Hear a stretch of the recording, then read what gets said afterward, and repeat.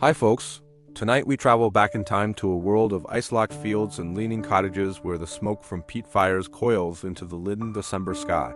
You can almost feel the cold nip your fingertips as you draw your cloak closer. Snow clings to the thatched roofs, turning each home into a frosted cake. The year is somewhere in the late Middle Ages, long before anyone ever imagined electric lights or plastic Santas. Out here on the fringe of the known world, Christmastide means something far deeper and wilder. It smells of sizzling meat, wet straw, and wood-smoked wool. You likely wouldn't last this winter, but let's pretend you will. So, before you settle in, take a moment to like the video and subscribe, but only if you truly appreciate my work. And if you can, tell me in the comments where you're watching from and what the hour is for you. Now dim the lamps. The first breath of morning is sharp enough to cut. You trudge down a muddy path that crackles under a thin film of ice. Hens scuffle in their pens. Oxen blow plumes into the frigid air, and the whole hamlet murmurs with the low, drowsy beat of survival. The scent of burning peat and damp wool fills your lungs. It's nearly Christmas week, and though your shoes leak, there's a glow of warmth inside you, a murmur of anticipation. This is the one season when even the most destitute hearts get to taste something like gladness. The settlement around you is humble. A huddle of perhaps 20 dwellings, each built of wattle and daub, walls mended with clay and straw. The thatch above is brown and lumpy, creeping with moss. Inside, the floors are packed earth. Still, this is sanctuary. You bend through a low entry into a single smoky chamber. It's dark with a central fire pit smoldering under a hanging pot. Smoke twists upward through a hole in the roof. On the wall, dried herbs hang next to a crucifix. A quiet truce between old ways and new faith. Outside, the world is half asleep. The fields lie frozen under a sheet of rime, the last cabbages sagging like pale specters, animals pressed together for warmth. Yet in this starkness, something quickens. The folk are washing, fixing, patching, because Christmas draws near. It's not a single day here, it's a span of reprieve, a halt in the endless toil of life. Soon there will be carols, drink, merriment, and maybe a little transgression. You can sense it in how everyone walks. Brisker now, more expectant, as if even the plow horse knows that something sacred is coming. You step outside and watch the dawn light creep over the pastures. Young ones chase each other through the rime, their breath like small phantoms. The older ones carry logs on their backs, taking them toward the hall for the great Yule fire. That log is more than just fuel, it's a safeguard. People think it carries fortune for the year to come, especially if it glows all through the dark. Some will even keep a charred piece to light next year's flame. Scholars still dispute whether this tradition came from pagan solstice rites or early Christian practice, but either way, it's holy now. The noises of the hamlet rise slowly. A hound barks, a meadow pot clangs. The bell at the small timber church tolls once, a reminder that even delight requires devotion. Across the way, you notice the bailiff, part mayor, part taxman, counting bundles of kindling. Ode to the Lord. He looks chilled and sour, yet dignified. Everyone owes something, even in festivity, but today, no one grumbles. The air smells of expectation. You wander past the forge where a smith pounds a red-hot iron. Sparks fly like golden midges. He stops long enough to grin and mutter. Soon be Yule, eh? His voice is rough with smoke and drink. He has a small piece of holly pinned to his jerkin. Even the gruffest men permit themselves a spot of color this week. By noon, the village green fills with movement. Women carry baskets of loaves, their aprons white with meal. Men roll casks of ale into the meeting house, each one thumping down with a hollow boom. Children trail behind them, eyes wide at the thought of treats or maybe a piece of roasted fowl. A stray goose waddles through the crowd, pecking at bits. It's bedlam, but cheerful bedlam. You realize that for once, no one is laboring for a lord or paying a tithe. They're laboring for themselves, for their kin. There's a particular aroma that defines this season. Smoke, fat, and fur. Someone's burning green wood and the snapping fills your ears. You glance up at the sky, flat gray, heavy with snow, and feel oddly serene. Back in the cottages, smoke rises once again. The smell of boiling kale and oats drifts through the lanes. You follow it to a small kitchen where a woman stirs a pot with a wooden spoon. She smiles without looking up. Barely enough to fill a belly, she says, but it'll keep us going till the feast. The children beside her wait with wide eyes, spoons ready, patient, but trembling with hunger. You can tell this meal means survival, not pleasure. Outside, a thin wind rattles the door. It moans through the cracks, making the whole room shudder. You sip your bowl of pottage, thick and plain, and try to picture the banquet that will come at Christmas. Meat, bread, ale, laughter. It feels like a vision, yet that vision keeps everyone moving. It's strange how hope can feel richer than food. In the afternoons, the village slows. There is little work to do now that the fields sleep. Some men mend tools. Others patch their roofs or whittle small toys from scraps of wood. The women weave and spin, humming hymns that sound older than the church itself. Occasionally someone tells a story of wonders of saints who healed the sick or of shepherds who saw angels. A few still whisper of things less holy, of sprites that hide in the winter woods or shades that visit cold hearths. The priest disapproves, of course, but he cannot stop the old beliefs from glowing like coals beneath the new faith. One evening the priest himself visits the cottages. He carries a small lamp and speaks softly about contrition. He tells each family to keep their spirits pure, to confess before the holy day arrives. He is gentle but watchful, his breath steaming in the lamplight. When he leaves, the room feels quieter, heavier. Yet, as soon as his footsteps fade, someone chuckles and breaks the silence. Pure hearts, eh? He better start with his own. Laughter ripples through the room, small and defiant. Later, you walk through the village again. Frost glitters like powdered glass on every roof. The air is still, almost sacred. You pass the church where a single candle burns in the window. Inside, the altar gleams with new cloth, embroidered by the women in secret hours. Every stitch a hope, every thread a gift. It's a beautiful thought that even the poorest can offer something made by hand. You notice how quiet everything feels. The usual noise of the smith's hammer, the chatter of gossip, even the hounds barking, all hushed. It's as if the whole world holds its breath. This is Advent's true rhythm. Restraint, waiting, reverence. You start to feel it settle inside you too. The hunger dulls, replaced by something like calm. When night comes, the stars are so sharp they almost hurt your eyes. You lie awake on your straw pallet, listening to the faint sounds of the village. Somewhere, a baby cries. Somewhere else, someone hums a lullaby. You stare at the rafters and imagine the warmth of the coming feast. The thought wraps around you like a shroud. Still, not everyone obeys the fasting. You hear whispers of those who sneak bites of bacon or sip ale in the dark. The bailiff pretends not to notice as long as the priest doesn't find out. Even holiness has loopholes.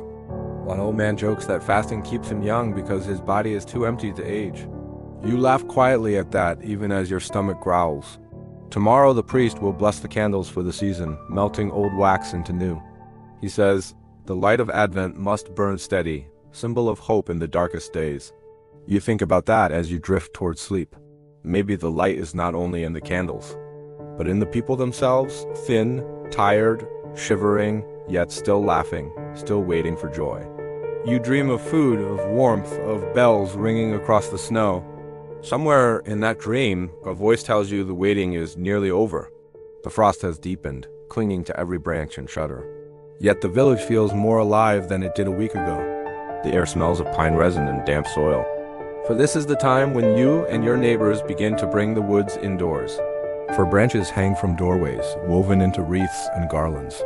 The world may be dormant under snow, but inside each home, green life pushes back in. You carry a bundle of ivy and holly through the lane, your hands sticky with sap. The leaves gleam even in the dim light, waxy and stubbornly alive. In the heart of December, that feels like a small wonder. According to surviving parish records, villages in England, France, and Germany all decorated their cottages with evergreens during this season, long before such things became symbols of Christmas trees. The greenery reminded everyone that life could outlast winter. The women choose the ivy because it clings, twisting itself into anything it touches, a quiet emblem of tenacity. The men prefer holly for its red berries, proof that beauty can flourish in hardship. The prickly leaves also serve a practical purpose, hanging over doorways to deter wandering spirits. Or so the legends go. One curious little custom you notice is that the holly brought in by a man must be matched with ivy brought in by a woman. Otherwise, the coming year will lean toward misfortune. Children laugh as they drag in more branches, faces red from the cold. Some of them hum the same simple tune, a winter chant passed down through generations. No one recalls who taught it first or even what it means. but the melody carries a feeling of comfort older than any homily. Researchers continue to puzzle over whether these folk songs began as Christian hymns or as fragments of pagan ritual that the church quietly allowed to survive. Either way, they warm the cold air with sound. You step into one of the cottages to help hang the garlands. Inside, the heat of the hearth wraps around you. The scent of pine mingles with that of baking bread.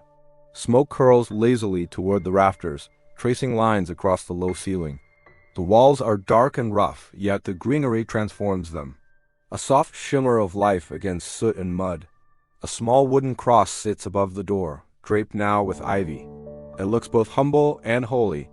A grandmother adjusts a bunch of mistletoe over the hearth. She gives you a sly look and says, "If you stand beneath it, you'll owe someone a kiss.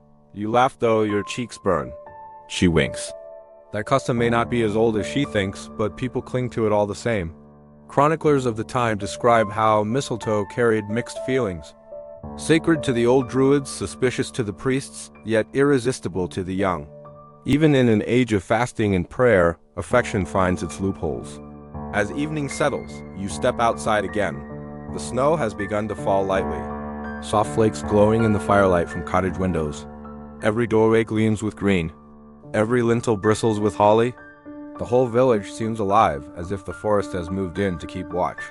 A few villagers murmur that if the ivy droops before the new year, illness will follow. Nobody wants to test it, so the plants are watered with melted snow. In the center of the village, the priest passes by, his cloak heavy and damp. He stops to inspect the decorations, frowning at the mistletoe, but nodding at the holly. "Keep it clean of superstition," he warns softly, though his breath smells faintly of ale.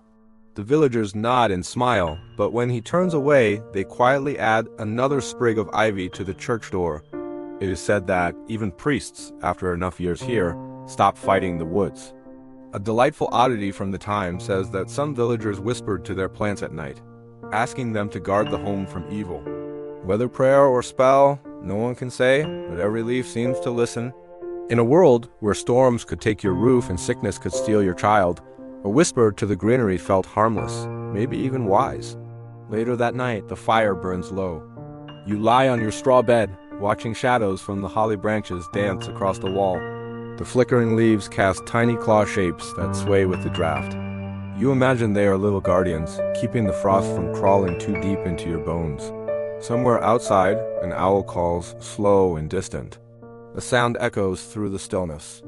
Most medieval accounts agree that these small rituals, gathering green, hanging holly, singing old tunes, were as important as the great feast itself. They brought life into places where life had vanished. To touch something living in midwinter was to believe for a moment that spring would return. You fall asleep to the smell of pine and ash, the crackle of the last burning log fading into silence. The house creaks as it cools. A faint glow lingers where the fire had been. You think about how strange it is that centuries later, people will still be doing the same thing. Bringing trees indoors, hanging garlands, filling rooms with green when the world outside lies white and dead. Maybe that's the real miracle of Christmas. Not the feast or the gifts, but the stubborn refusal to let the dark have the final word. The morning sun is pale and cold, glinting off the layer of frost that covers everything like glass. Your breath rises in clouds as you join the others outside the cottage. Today is slaughter day, and though the smell will turn your stomach, everyone in the village depends on what happens next. The pigs in their pens grunt softly, unaware of the fate that waits. This is not cruelty, this is survival. It is well recorded that in December, just before Christmas, most villages across Europe slaughtered their animals for the winter. The cold kept the meat from spoiling, and the feast that followed was as close to luxury as any peasant could hope for. You grip the wooden fence and watch as the men gather with their knives and buckets, faces red from cold and drink. The bailiff calls out blessings, though the words sound more like habit than holiness. The sound comes quickly, the squeal, the hush, the thud, and then the air fills with the scent of blood and smoke. You look away, but not for long. No one can afford to waste a thing. Children hurry forward with bowls and cloths, collecting fat and scraps. The women already prepare the boiling cauldrons for rendering lard. It is a grisly, busy ballet done with the precision of long practice. One curious little detail about this ritual is the way villagers used to smear a drop of pig's blood on the threshold. They believed it would keep away illness through the dark months. It sounds macabre now, but to them it was protection. The blood marked the home as alive, sharing in the strength of the animal that had just fed them. Some whispered that skipping the gesture would invite bad luck or even famine. The butchering continues for hours. By midday, the yard is strewn with straw, feathers, and the glint of knives. The smell is thick, metallic, and oddly comforting. You begin to see why the peasants look almost cheerful. For once, they have plenty. There will be salted meat, sausages, broth, even fat for candles. The children dart about carrying pieces to the smokehouse. Everyone is part of this ritual of transformation, turning death into warmth, scarcity into hope. According to surviving memorial accounts, a portion of the meat always went to the Lord's kitchen, a reminder that even in celebration, the poor owed tribute. Yet the Lord also sent gifts in return, perhaps a jug of wine or a wheel of cheese. The exchange kept the fragile peace of the village. No one spoke of fairness, but everyone knew the rules. You help string strips of meat in the smokehouse. The air inside is thick with haze. The logs crackle beneath hanging slabs of bacon, and droplets of fat hiss as they fall into the fire. The scent makes your stomach twist with hunger. Someone hands you a slice of freshly cooked liver, still sizzling, and you take it without hesitation. It's salty, smoky, and unbelievably rich. For the first time in weeks, your body feels alive. Later, as the sun sets, the blooded snow glows pink in the fading light. The men wash their hands in buckets of icy water, laughing as they pour the last of the ale into wooden cups. One man, already unsteady, raises his drink and shouts, "To the pig who feeds us all?" Laughter erupts around him. You drink too. Though the ale tastes like bitter bread, it burns pleasantly as it goes down. No one wastes the remains. The hide will be scraped and dried for shoes. The bones boiled for broth. The fat turned into soap and candles. Even the bladder finds a purpose tied off and dried. It becomes a toy ball for the children. It's oddly touching to see a toddler kicking something that was part of dinner only hours ago. Some chroniclers from the 14th century wrote that villagers viewed this day as both sacred and dangerous. Blood called blessings, but it could also call trouble if spilled carelessly. To spill it on church ground was a curse. To spill it on frozen soil was fortune, even centuries later. No one fully understands where that belief came from, though scholars suggest it may have roots in ancient harvest rites. As night falls, you follow the others into the main hall, where the first small feast begins. A pot of stew bubbles on the hearth, thick with meat and onions. The room glows with light from tallow candles, their sweet, greasy scent mixing with the steam. Children curl up by the fire, too full to talk. The older folk hum softly, the tune slow and soothing. A researcher once remarked that this day, the day of the slaughter, captured the entire contradiction of medieval life. Brutality and gratitude, faith and fear, death and renewal. Watching the villagers now, you see how true that is. They bless their food with one hand and drink to their own survival with the other. When you finally step back outside, the stars are sharp in the black sky. The snow crunches under your boots. Behind you, laughter spills from the hall, muffled by the cold air. You feel something stirring in your chest.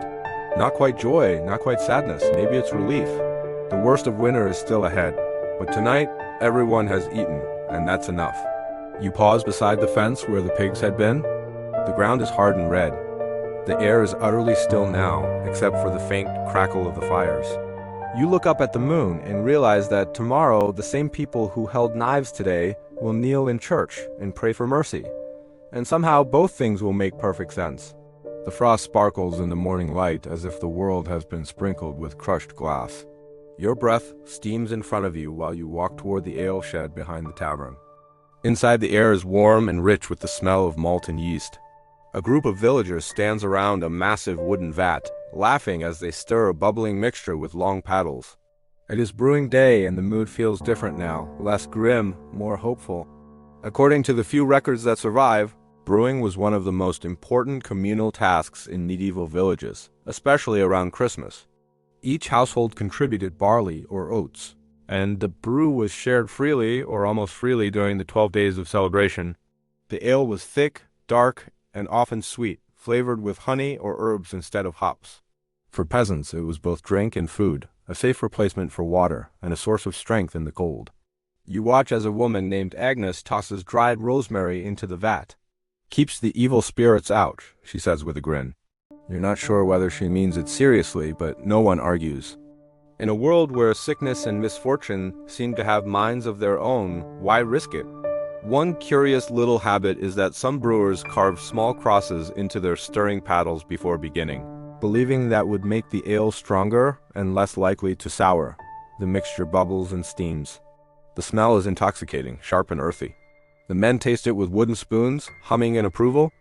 Children gather near the door, pretending to help, but mostly hoping for a sip. A few will get one. By the end of the day, nearly everyone will be slightly tipsy, and no one will think that's strange. Most accounts from the period suggest that alewives, women who brewed and sold ale, were central figures in village life.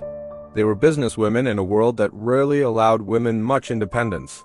The church tolerated them, but only just too much profit or too much laughter, and the priest would accuse them of vanity or sin. Some historians can't quite agree on whether these women were seen as respected providers or suspicious figures walking too close to witchcraft. Either way, everyone depended on them. The process is slow. Barley must soak, boil, and cool before it's strained.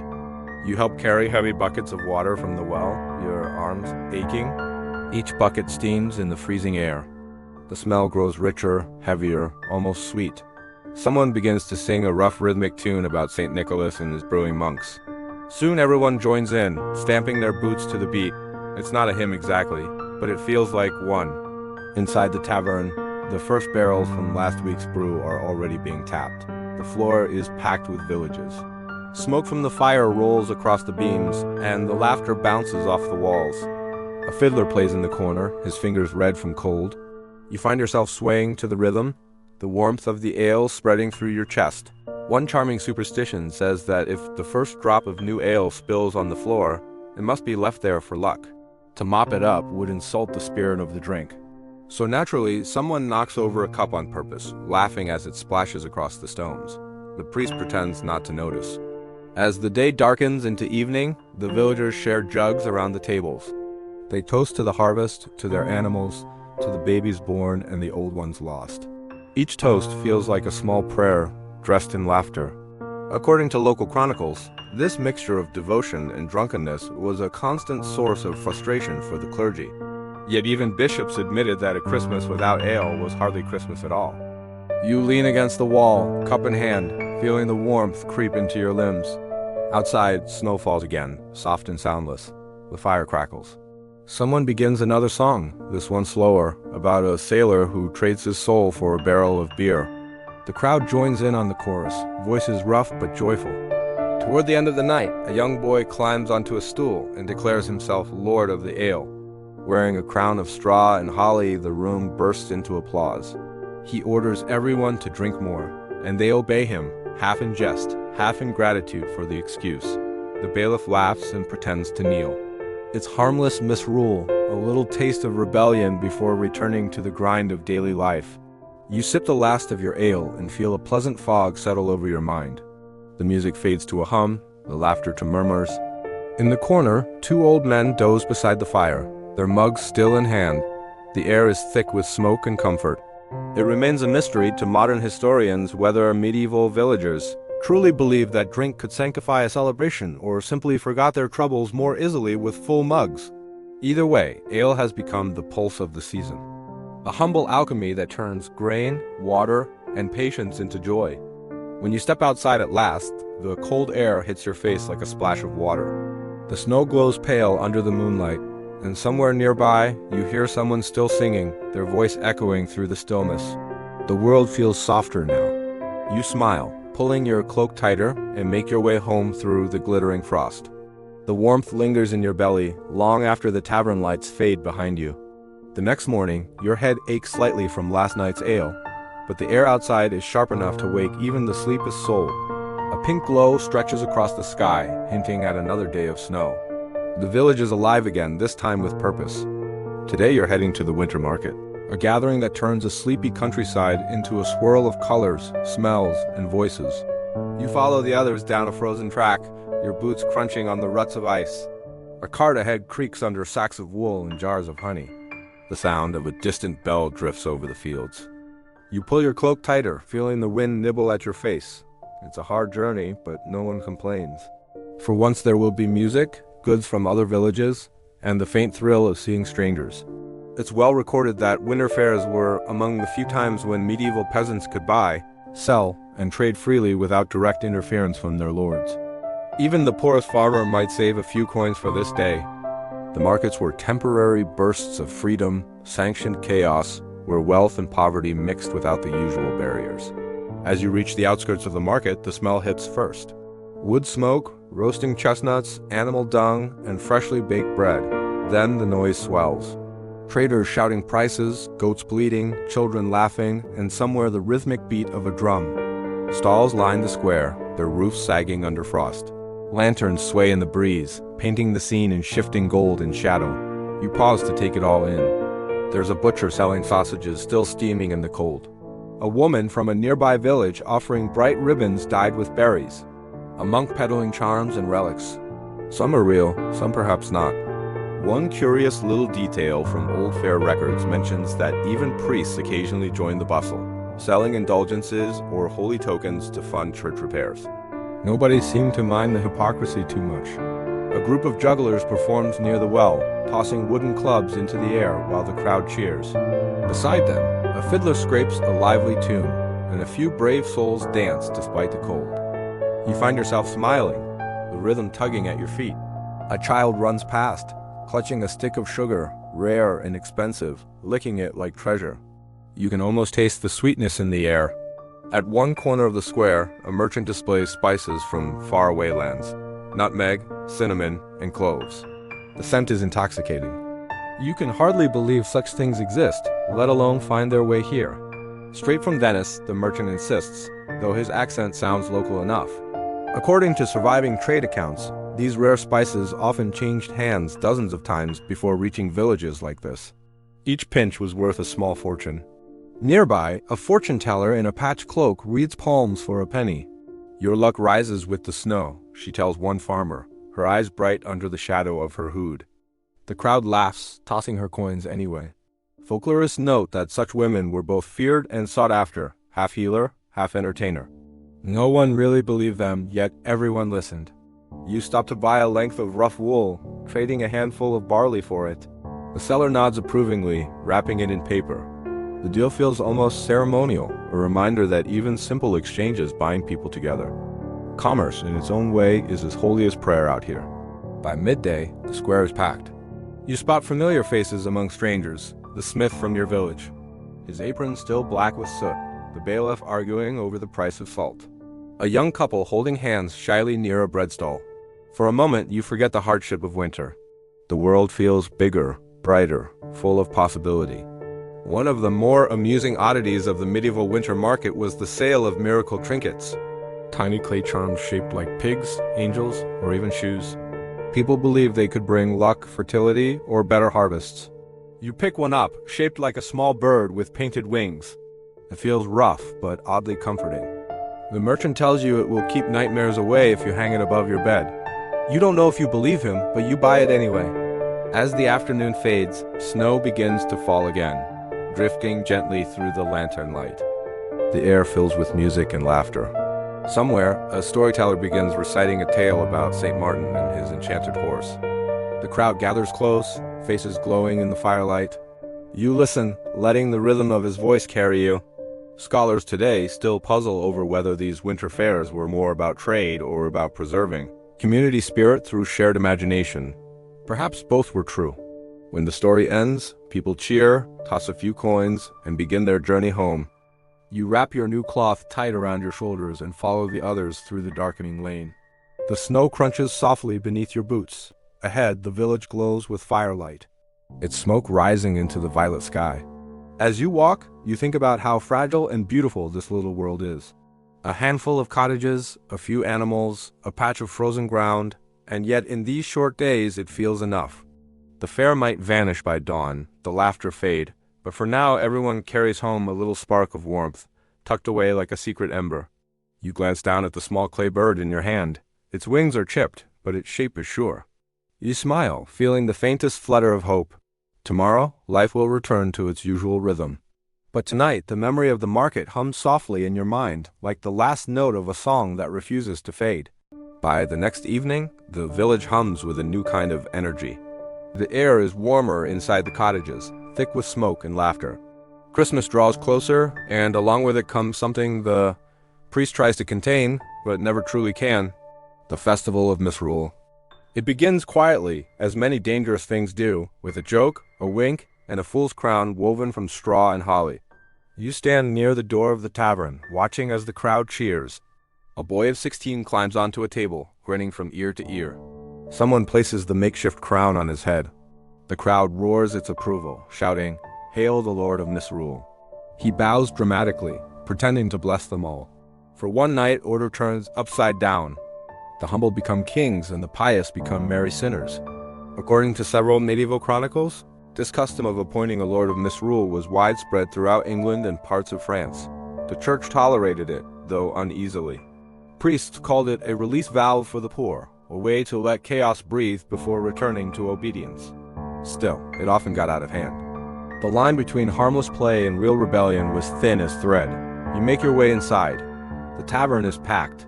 The smell of ale, sweat, and firewood wrapping around you like a heavy cloak. The tables are crowded with villagers, their faces flushed with drink. The newly crowned lord stands on the bench, his voice booming above the noise. "By the power of nonsense, I command laughter," he cries. The crowd obeys with cheers that rattle the walls. A rather strange little custom unfolds next. The Fool King chooses his queen, usually a shy girl who blushes crimson as she's brought to stand beside him. Together they preside over the games, ordering mock punishments and ridiculous challenges. You see one man made to hop like a frog until he spills his cup, another forced to sing with his head wrapped in cloth. The laughter is wild, and even the priest sitting stiffly in the corner can't help but smile. It's worth noting that in this moment the village is alive with contradiction. Everyone knows that by tomorrow they'll return to kneeling in church, to scraping the frost from the fields, to bowing their heads before the bailiff and the Lord, but tonight they rule themselves. One chronicler wrote that this night allowed peasants to taste liberty safely, and looking around you can feel how deeply that liberty matters. A local superstition adds its own charm to the evening. It is said that if the Lord of Misrule spills his drink 3 times, the coming year will bring storms and spoiled crops. So naturally, the villagers do everything they can to make him spill it, laughing until tears stream down their faces. The Fool King clings to his mug with both hands, balancing like a ship in rough seas. He succeeds for a while, but finally trips over a dog. The ale splashes across the floor and everyone groans as if the world has ended. Some researchers believe that this entire ritual had ancient roots, perhaps born from older solstice festivals that honored the turning of the year with wildness and parody. Nobody's entirely sure though. It might simply be that humans have always needed one night to forget who's in charge. You watch as the mock king is hoisted on shoulders, carried outside into the snow, his laughter echoing into the night. The stars are clear and sharp above the roofs. Torches flare in the cold air. People sing a rough tune, part hymn, part drinking song. The rhythm is infectious, and before long you're singing too. Even the bailiff, red-faced and staggering, joins the chorus. For once, the hierarchy dissolves completely. Everyone is just a voice in the dark, rising together against the cold. When the singing fades, the crowd spills back into the tavern. A roast goose turns slowly over the fire, its fat dripping and hissing in the flames. The smell makes your mouth water. Children peek in from the doorway, their eyes shining. The Lord of Misrule, now seated like a king, declares that everyone must dance before eating. A fiddler tunes his strings, and soon the benches are pushed aside. The floorboards thump under stomping feet. You dance too, spinning in the smoky air until your legs ache. The laughter is endless. Someone hands you a mug. Someone else slaps your shoulder. It's chaos, but the best kind. Even the priest, still trying to look disapproving, ends up tapping his foot to the rhythm. As the night deepens, the fire burns low. A woman begins to tell a story about a beggar who tricked the devil on Christmas Eve. The crowd hushes, leaning in. Her voice rises and falls like music. When she finishes, there's a pause before the whole room bursts into applause. It's strange how easily laughter turns to awe in this place. Before the fire dies completely, the Lord of Misrule stands again, raising his mug. "Tomorrow we return to sense," he says, his grin soft now. But tonight we've lived like kings. The crowd murmurs agreement. The moment feels tender, almost holy. Outside, snow begins to fall again, fine and glittering. You step out and watch it drift through the torchlight. The world is utterly still, except for the faint echo of laughter from inside the tavern. For a fleeting second, you feel that strange balance between reverence and rebellion that defines these people's lives. Even centuries later, scholars still go back and forth on whether this night of chaos strengthened faith or quietly challenged it. Perhaps both are true. After all, in the middle of winter, when the world feels brittle and small, laughter itself might be the truest form of prayer. Dawn creeps softly across the village, a pale light seeping through low clouds. The air feels heavy, carrying the quiet hum of something sacred. The night of laughter in Misrule is over, replaced by the still anticipation of Christmas Eve. You can hear the church bell tolling in the distance, its deep voice rolling through the frosted fields. The villagers, blurry-eyed but solemn now, begin to prepare for a midnight mass. You walk the familiar path to the church, boots crunching on the thin crust of ice. Your breath rises like smoke in the cold. The small stone building waits at the edge of the woods, its roof dusted with snow, its windows flickering faintly with candlelight. Inside, the scent of beeswax and incense drifts through the air, sweet and smoky. The sound of low voices praying reaches you before you even push open the creaking door. Most medieval accounts agree that this night was the true heart of Christmas, when even the poorest souls gathered under one roof to remember a story that had outlived kings and kingdoms. No matter how weary or hungry they were, the villagers came, wrapped in rough wool and faith. The floor is covered in rushes and pine branches, soft underfoot and fragrant. You step inside, and the door closes behind you with a quiet thud that seals out the winter. The church is dim except for the candles along the altar, their flames dancing like tiny stars. You take a seat beside a woman clutching her infant, her face illuminated by the glow. The priest stands before the congregation, his voice deep but tender as he begins the mass. He speaks of light entering darkness, of hope reborn in the coldest hour. Even if you don't understand every Latin phrase, the rhythm of it feels like a song you've always known. It's well recorded that the midnight service in small villages was both sacred and social, an event that blurred the line between worship and reunion. Neighbors who might not have spoken all year now shared glances of warmth. For a few hours, everyone was equal under candlelight. The choir begins to sing, their voices rough yet beautiful. The sound rises into the rafters, mingling with the scent of resin and tallow. It fills the small space completely, and you feel it in your chest, a vibration more than a melody.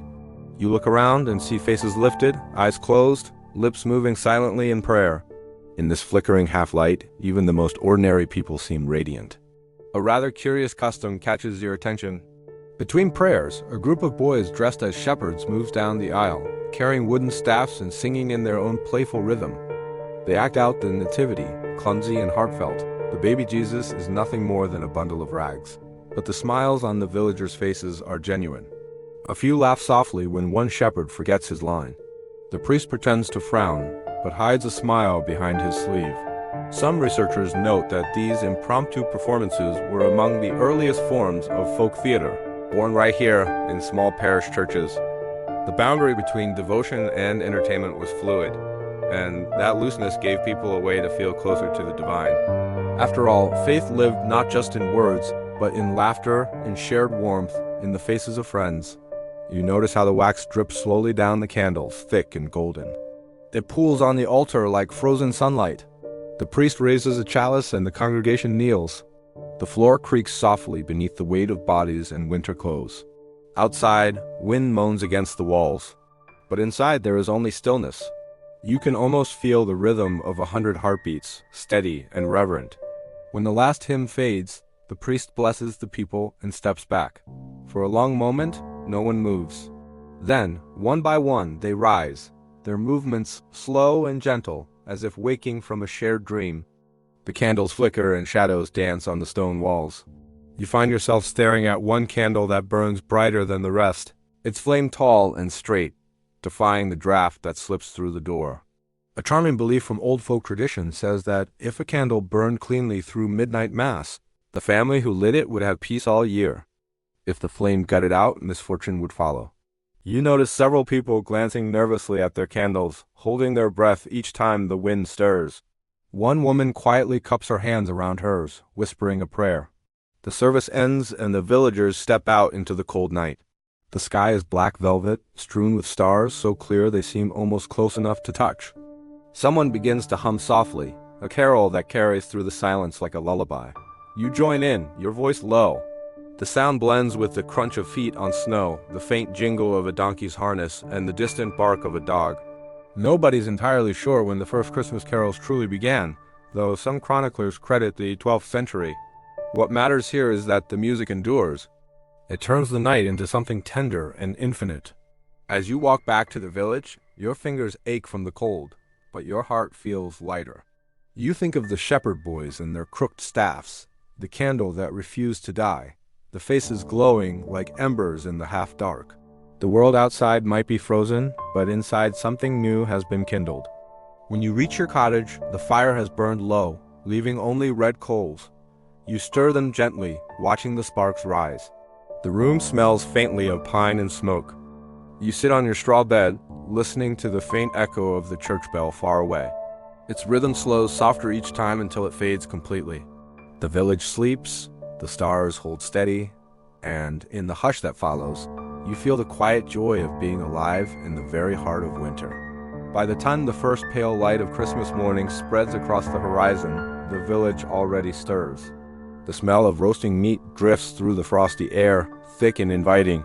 Smoke curls from every chimney, rising lazily toward a sky that promises snow. You step outside, the cold biting your nose, and see people bustling from cottage to cottage, carrying baskets covered with cloth. The quiet solemnity of last night's mass has shifted into cheerful commotion. Today is the feast, the day everyone has been waiting for. After weeks of fasting, of thin soups, and humble prayers, it is finally time to eat. Even the poorest family will have something rich and satisfying, for this is not a day to count coins. You can almost taste the joy in the air. According to surviving memorial records, Christmas Day was one of the few times in the medieval year when laborers could expect permission to rest, eat freely, and visit neighbors without punishment. Lords opened their stores of grain, and the church often distributed bread and ale to those in need. It was for a brief moment as if hunger and hierarchy agreed to call a truce. Inside your neighbor's cottage, the air is thick with warmth. A great iron pot bubbles on the hearth, filled with mutton and root vegetables. A slab of pork sizzles nearby, the fat popping in the flames. The table is crowded with trenchers of coarse bread, dried apples, and steaming puddings. Children sit cross-legged on the floor, eyes wide, waiting for their share. A woman stirs a pot of custard thickened with egg and ale, humming softly under her breath. A curious little culinary detail from the period is the habit of baking entire birds inside pies, sometimes even smaller birds inside larger ones. You see one such creation here. Its crust golden and cracked, the smell almost dizzying. The baker insists it will bring luck for the coming year, if shared evenly among all present. Nobody dares take the largest slice. The feast begins slowly with a prayer of thanks. Then comes the noise of knives against plates, the laughter of full mouths, and the low rumble of satisfaction. You tear a piece of bread, dip it in broth, and taste the deep smoky richness of the meat. It feels almost holy to eat this much after so long without children dart around, their cheeks flushed from heat and excitement. One boy sneaks an extra sausage and earns a mock scolding from his mother. The room smells of pepper and smoke, and everywhere you look, faces are glowing. For a moment, you forget that most of these people will go hungry again by spring. For now, everyone is rich. According to one 15th century account, even the humblest Christmas table would try to mimic that of the nobility, at least in spirit. There might be spiced wine instead of mead, a wreath of holly on the table, or a single fine dish placed at the center for show. You see the same effort here. Someone has draped their tablecloth with a scrap of embroidered linen borrowed from the church, and everyone pretends not to notice. A peculiar superstition floats around the feast.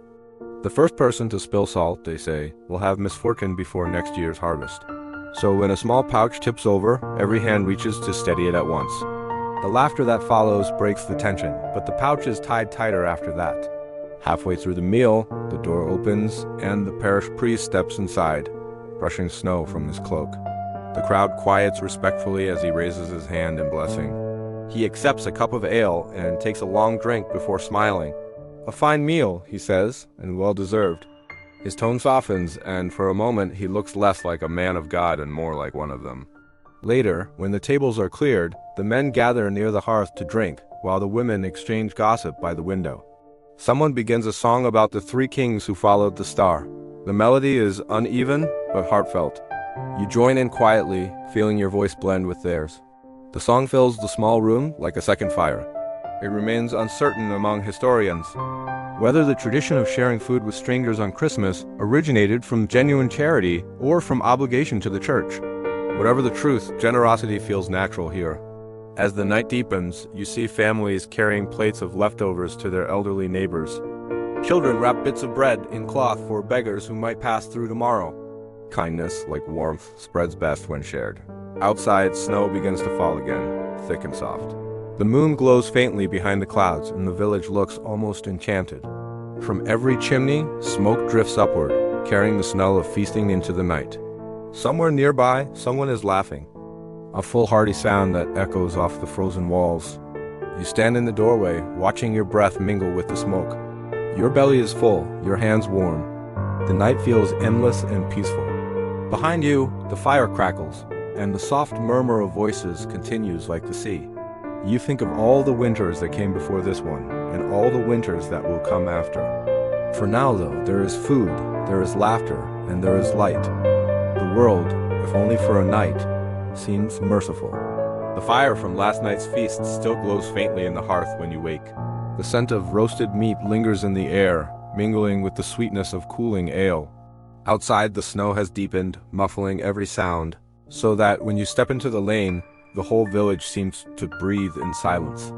Then you hear it, a faint tune drifting from the tavern, the thin reedy cry of a pipe. The day after Christmas is never quiet for long. You follow the music to the square, where a fiddler stands, stamping his boots to keep warm.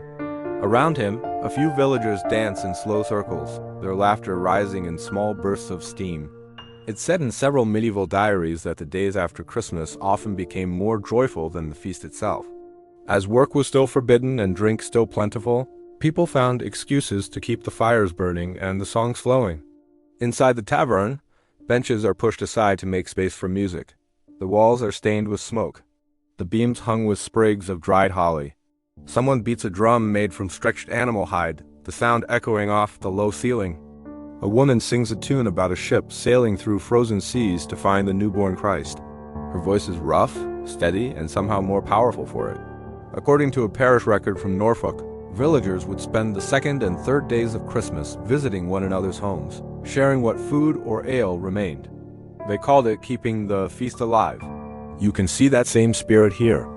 Each time someone enters, the crowd cheers and another mug is filled. No invitation is needed, only the willingness to sing. One curious custom unfolds near the fire. A group of boys forms a circle, each holding a wooden spoon. In the center sits a pot of hot ale laced with spices. They take turns dipping their spoons, but one must pretend to be asleep while another tries to steal his share. When the sleeper catches the thief, the punishment is to sing a carol alone. The laughter that follows is as warm as the drink itself. In a corner, two older men carve flutes from hollow reeds, their fingers working with surprising delicacy. They hand one to a little girl who blows a shy note that squeaks and makes everyone laugh. The sound fills the room like sunlight. One man says that making music keeps the bad spirits from settling too close to the fire. Whether he means spirits of the dead or just the kind that hide in ale barrels, no one asks. It's well known from local church warnings that priests often frowned on such revelry, calling it profane noise, but even they understood that music was part of what made the season human. When work ruled every other day of the year, song was rebellion. A charming oddity from northern villages tells that musicians who played on St. Stephen's Day had to begin their tune with their backs to the door, or else the music would call in the wind. Here the fiddler obliges, bow scraping fast as snow swirls outside. His shadow leaps wildly across the wall, thin and long like a ghost caught dancing. The hours pass in a blur of rhythm and laughter. A woman claps in time while stirring a pot of broth, her spoon keeping the beat. A boy stamps his feet beside her, mimicking the fiddler's rhythm. Soon, even those too tired to dance sway where they sit. The air grows thick with heat and smoke, but no one minds. This is warmth earned by joy. Some historians suggest that these gatherings were more than celebration. They were quiet declarations of identity. Music reminded the poor of who they were together. A single heartbeat against the silence of winter. Watching the faces around you now lined, flushed, glowing, you sense the truth in that. By nightfall, the fiddler slows his bow, drawing the last note into stillness. The sound lingers like breath on glass. The room falls quiet. Then, softly, someone begins to hum. The tune spreads, growing into a carol so gentle that it almost feels like a prayer. The refrain tells of hope that does not end, of spring hidden beneath the frost. You hum too, your voice barely above a whisper. When the song fades, people begin to drift home. The air outside is still sharp, but it no longer feels cruel. You can hear faint melodies echoing from other cottages, each house its own small orchestra. Smoke rises in ribbons through the starlight, carrying the day's laughter up into the sky. As you walk back through the snow, you catch yourself tapping your fingers against your leg, keeping time with a rhythm that won't quite leave you. Somewhere in the distance, a dog barks once and falls silent. You smile to yourself, half humming, half shivering. It remains unclear among scholars whether these spontaneous celebrations were remnants of ancient pagan music rites or simply the human need to fill darkness with sound. Whatever their origin, they belong entirely to nights like this. The music is gone now, but the warmth stays in your chest, steady as the slow beat of your heart. You reach your door, push it open, and step into the faint glow of the dying fire. The coals pulse softly, as if remembering the song. You sit beside them, letting your eyes close. The last thing you hear before sleep takes you is the wind outside, moving through the trees in a rhythm, almost like the fiddler's tune, carrying the memory of the feast into the frozen night. Morning comes with a soft drizzle of snow, the kind that drifts rather than falls. The fields outside the village glimmer faintly in the pale light. Inside, the scent of ashes lingers in the air, mixed with the faint sweetness of yesterday's ale. Christmas still stretches ahead, each day its own small celebration. Today, the talk is of charity, though not everyone agrees on what that word really means. You find yourself following the villagers to the churchyard, where a line has already formed by the doors. The priest stands near the threshold, robes lifted against the cold, blessing each basket that passes. Inside them are gifts, bread, cheese, and a few small coins to be distributed among the poorest families. It is well recorded in parish rolls that every community was expected to perform some act of almsgiving during Christmastide, but the form of it often depended on how much a family could spare and how willing they felt after so many days of feasting. A merchant from a nearby town arrives with a sack of dried peas and a jug of wine. The crowd murmurs its approval, though a few whisper that he does it for show. Charity, after all, carries its own strange pride. You notice one woman quietly slipping a heel of bread into another's hand without ceremony. No blessing, no speech, just kindness done quickly and without witness. Somehow that gesture feels purer than all the prayers. A charming custom appears among the children. They walk from house to house carrying small branches of holly, singing verses in exchange for scraps of food or coins. It is a sort of game, but also a gentle reminder to the adults that generosity is expected. One child sings off key and earns not just a coin but a slice of pie. The laughter that follows rings louder than the church bell. According to a fragmentary sermon preserved in a monastery archive, priests often warned that charity given without humility was worse than greed. Yet even they admitted that public generosity inspired others to do the same. You watch as the villagers gather at the well, trading bits of food and gossip, their hands chapped but steady. The rhythm of giving seems to warm the air itself. Later, back inside your cottage, you help prepare a loaf for the widow who lives by the edge of the woods. The dough is coarse and heavy, but you press a thumbprint into the top, a small mark said to bring blessing. When you deliver it, she invites you in. Her cottage dim and smoky. She pours you a cup of thin ale and tells stories of her youth, of winters colder than this one, when charity meant survival. We shared everything, she says softly, because there was nothing else to share. Some researchers note that during the later Middle Ages, acts of giving at Christmas gradually turned from communal duty into gestures of personal piety. People gave to save their souls as much as to help their neighbors. Perhaps both reasons mattered. Watching the villages today, you sense that even small kindnesses are tangled with hope for mercy. Outside again, the air carries the smell of roasting nuts and pine smoke. Children chase one another through the lanes, waving their sprigs of holly. At one doorway, a farmer stands arguing with his wife over how much grain to give to the church tithe. "We can spare it," she says. "God will see." He scowls, but finally nods. The small sack of barley disappears into her apron. It will feed someone else's child before nightfall. A curious little superstition lingers among the villagers. Anyone who refuses to give on Christmas week will find their bread turning moldy by New Year. The baker swears it happened once to a miserly man, though no one remembers exactly who. True or not, the story works. Even the stingiest hands loosen when reminded. As evening falls, the priest returns to bless the remaining food. His breath fogs in the cold air as he speaks of the Magi who brought gifts to the Christ child. The villagers bow their heads. Behind him, the church candles flicker, their light glinting off the brass of the altar. For a moment, the gold seems to melt into the shadows, as if heaven and earth have traded places. The last offering of the night comes from a young girl no older than 10. She places a tiny bundle wrapped in cloth at the priest's feet. Inside is a single wooden toy she carved herself, rough but careful. The priest hesitates, then kneels and touches her hand.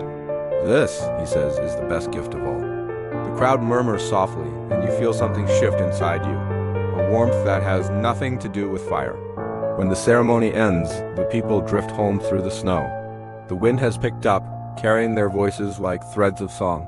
You walk slowly, watching the glow of windows appear one by one. Each cottage holds its own quiet feast, its own form of gratitude. It remains uncertain among historians whether these rituals of giving truly lessened suffering or merely softened its edges. But for those who live through winters like this, kindness is not an idea. It is bread shared while it is still warm. Back inside your home, you sit by the hearth and watch the flame dance. You think of the widow, the girl with the wooden toy, the laughter of children singing for coins. Outside, the snow falls steadily, wrapping the world in silence. For a while you imagine that silence is mercy, that the night itself gives something back. Then you close your eyes, and the sound of the fire becomes a heartbeat in the stillness. The sun struggles to rise through a pale mist, turning the sky the color of old linen. You hear laughter before you even open your door. Outside, children run through the lane, their boots splashing in the slush left by yesterday's snow. Their cheeks glow red from the cold, their voices high and bright. Today belongs to them. While the adults nurse mild headaches and tend slow fires, the young take over the village. You step out into the crisp air, watching as a group of boys chase one another with sticks dressed in ribbons. Each carries a small bag filled with scraps from the feast, bits of bread, roasted apples, and hardened sugar. It is their day to play and perform, and no adult can tell them to stop. According to entries found in a few monastic records, the days between Christmas and the New Year were often ruled by children's games and mock rituals of boy bishops. Some even led processions in borrowed church robes, blessing the adults and collecting coins for their mischief. At the edge of the square, a handful of little girls are building what they call a holy stable. They stack bits of straw, twigs, and small stones into a miniature manger. One of them places a wooden doll inside, wrapped in a scrap of cloth. The others kneel, pretending to sing hymns. Their voices waver and drift, soft as birdsong. You smile, feeling your heart lighten.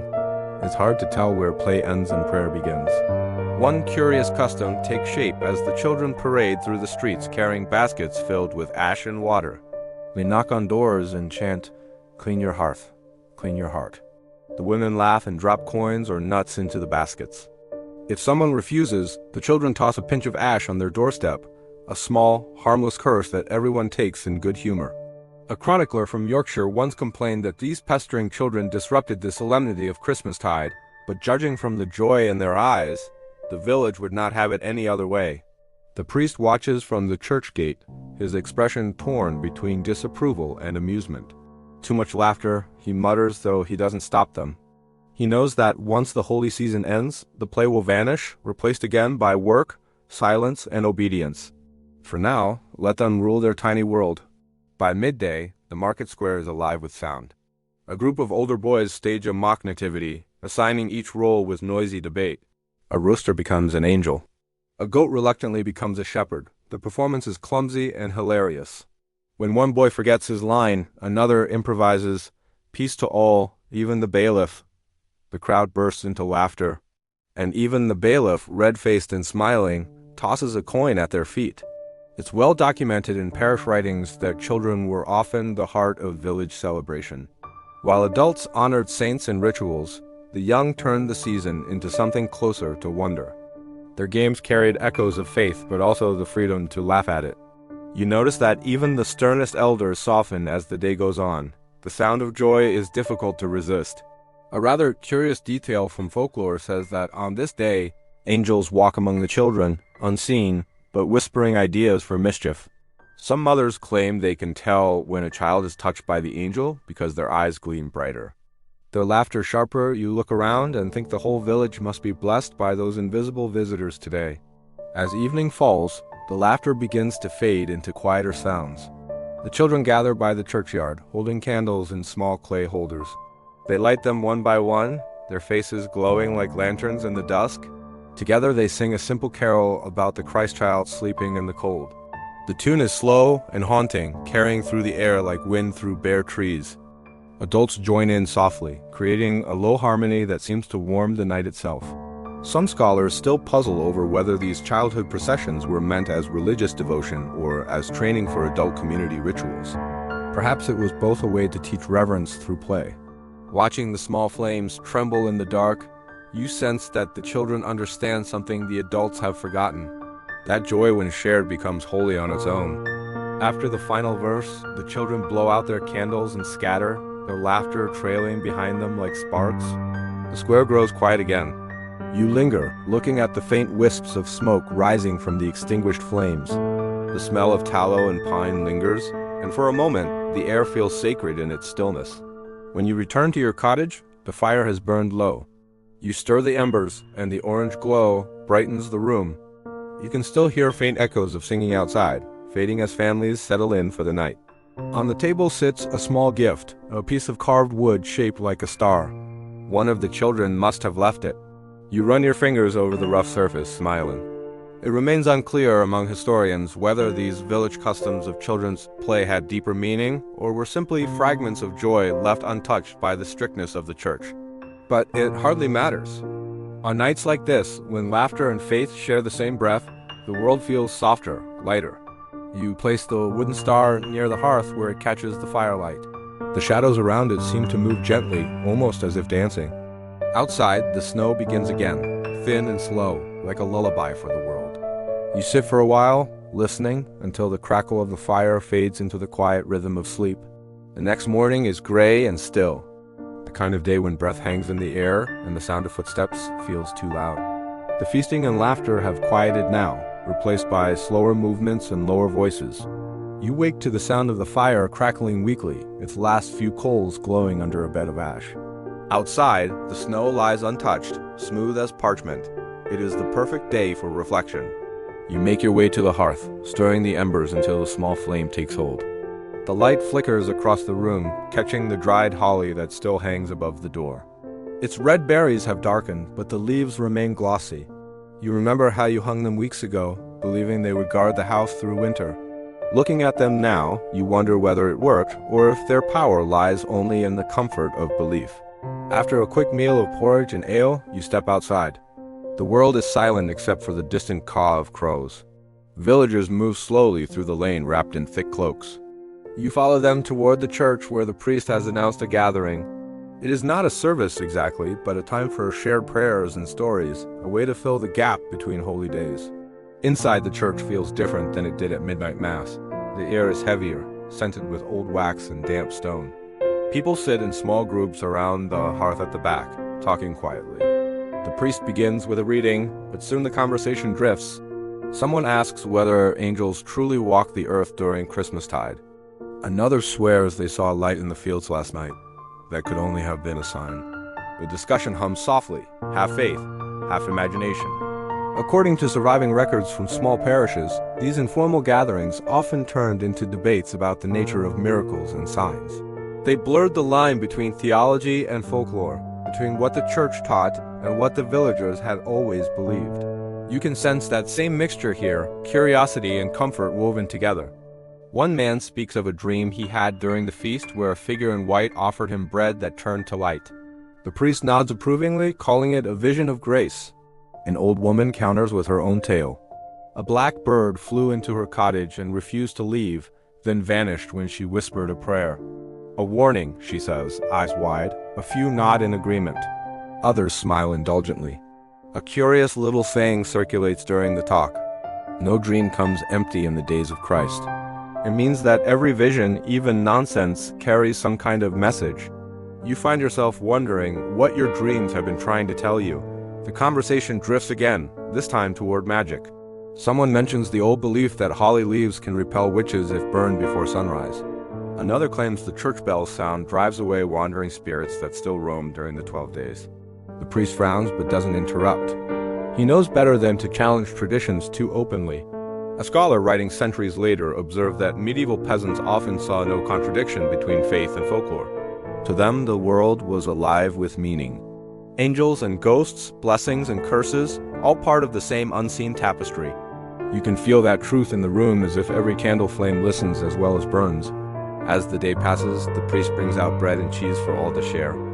A simple meal turns the debate into something more like a gathering of family than a sermon. People laugh, tease one another, tell stories that shift between holy and humorous. A man jokes that the belief's donkey only brays at sinners and everyone roars. Even the priest chuckles, though he mutters a quick prayer after. Outside, dusk falls early. The snow glows faintly blue in the fading light. The villagers step out into the cold again, their breath rising in small clouds. Some carry candles, others carry torches. The procession forms naturally, no command needed. They move together down the lane, singing softly. The carol is simple, a plea for warmth and mercy in the long winter. You join in, your voice trembling slightly in the cold air. When the song ends, the group disperses, each person heading home to their fire. The sound of doors closing echoes through the village, and soon the world is quiet again.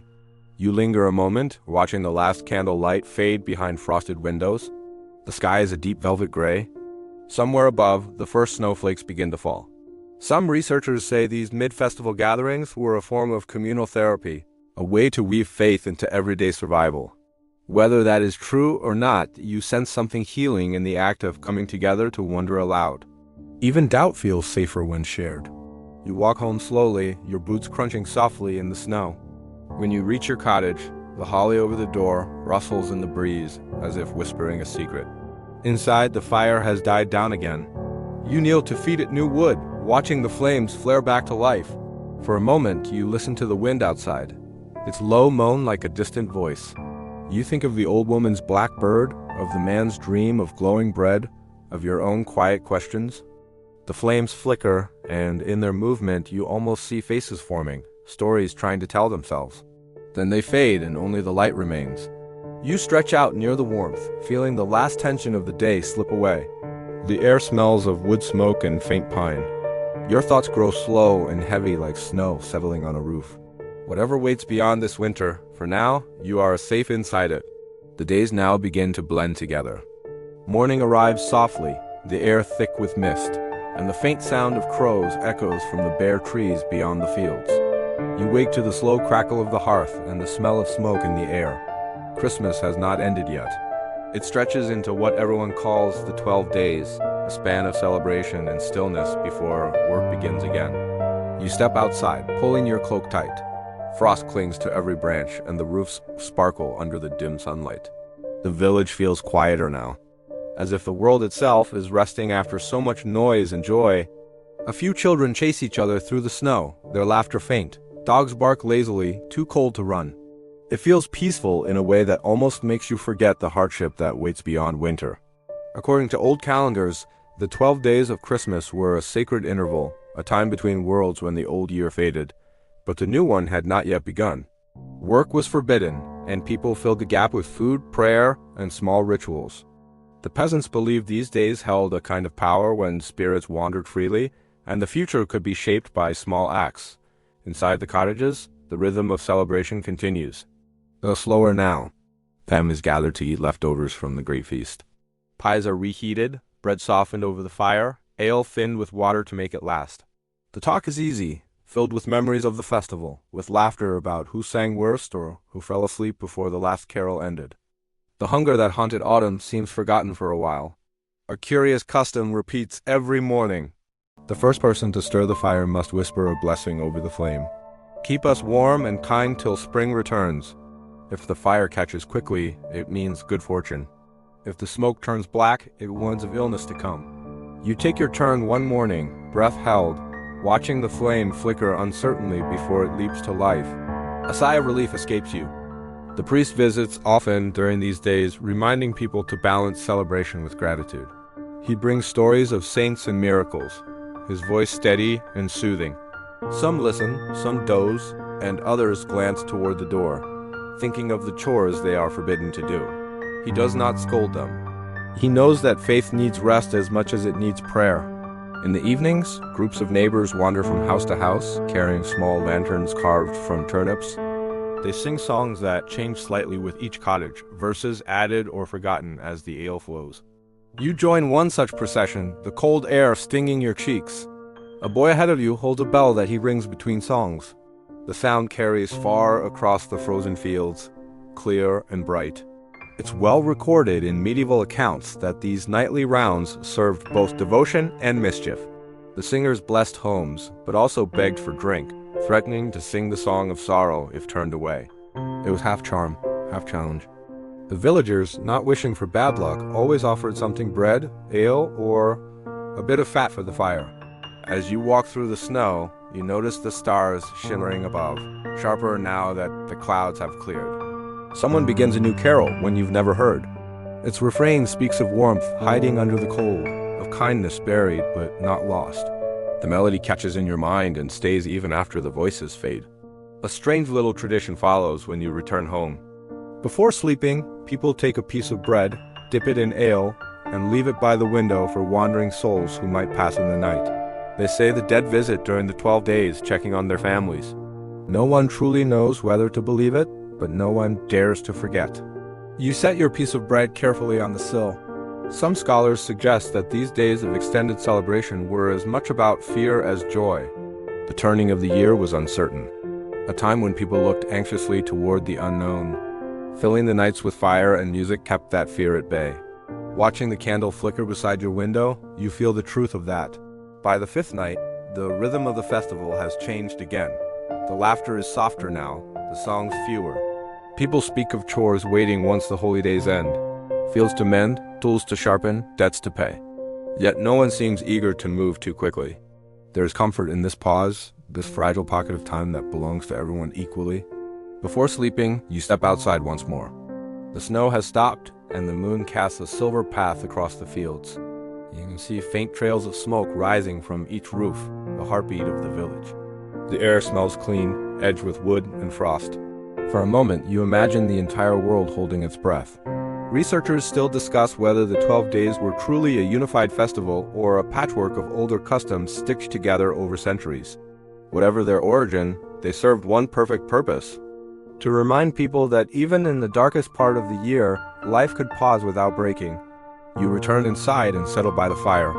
The bread on the sill remains untouched, though you fancy it looks smaller, as if someone or something accepted your offering.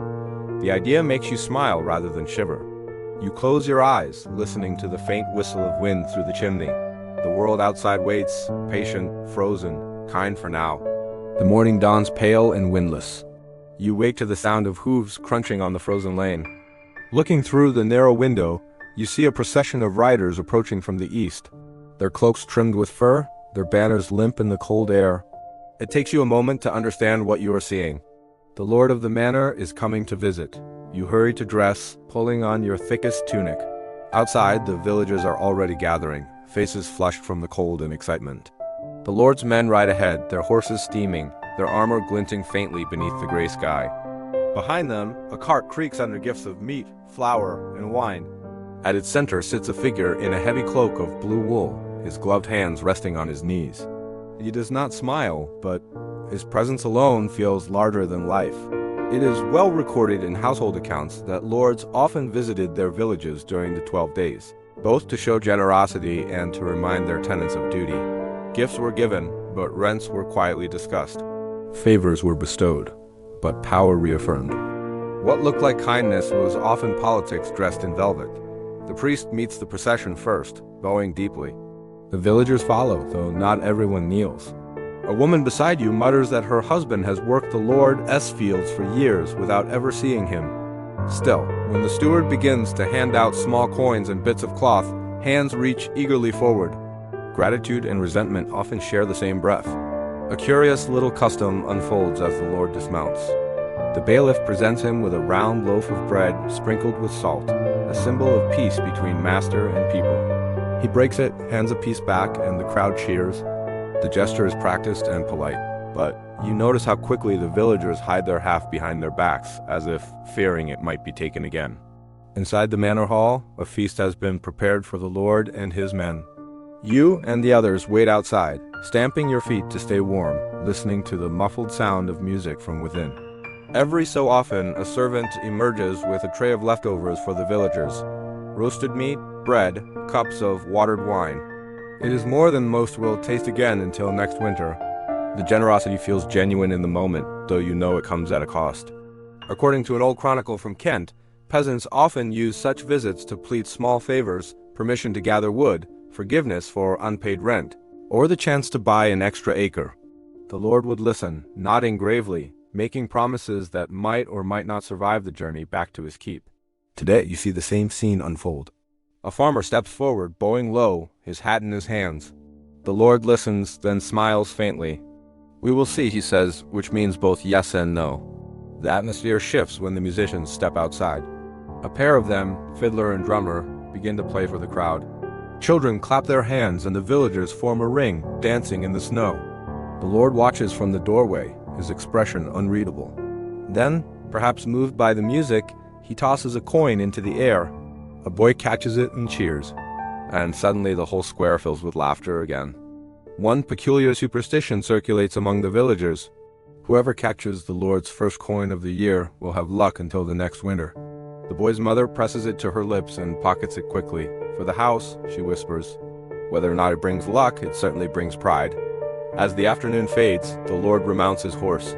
The villagers bow once more, their voices joining in a rough cheer. The wind picks up, scattering the last of the straw and ribbons from the ground. The blue cloak ripples behind him as he rides away, his procession vanishing slowly into the white distance. When the crowd disperses, the priest and the bailiff remain by the well, counting what little was given. A handful of coins, some flour, a promise of repairs to the church roof.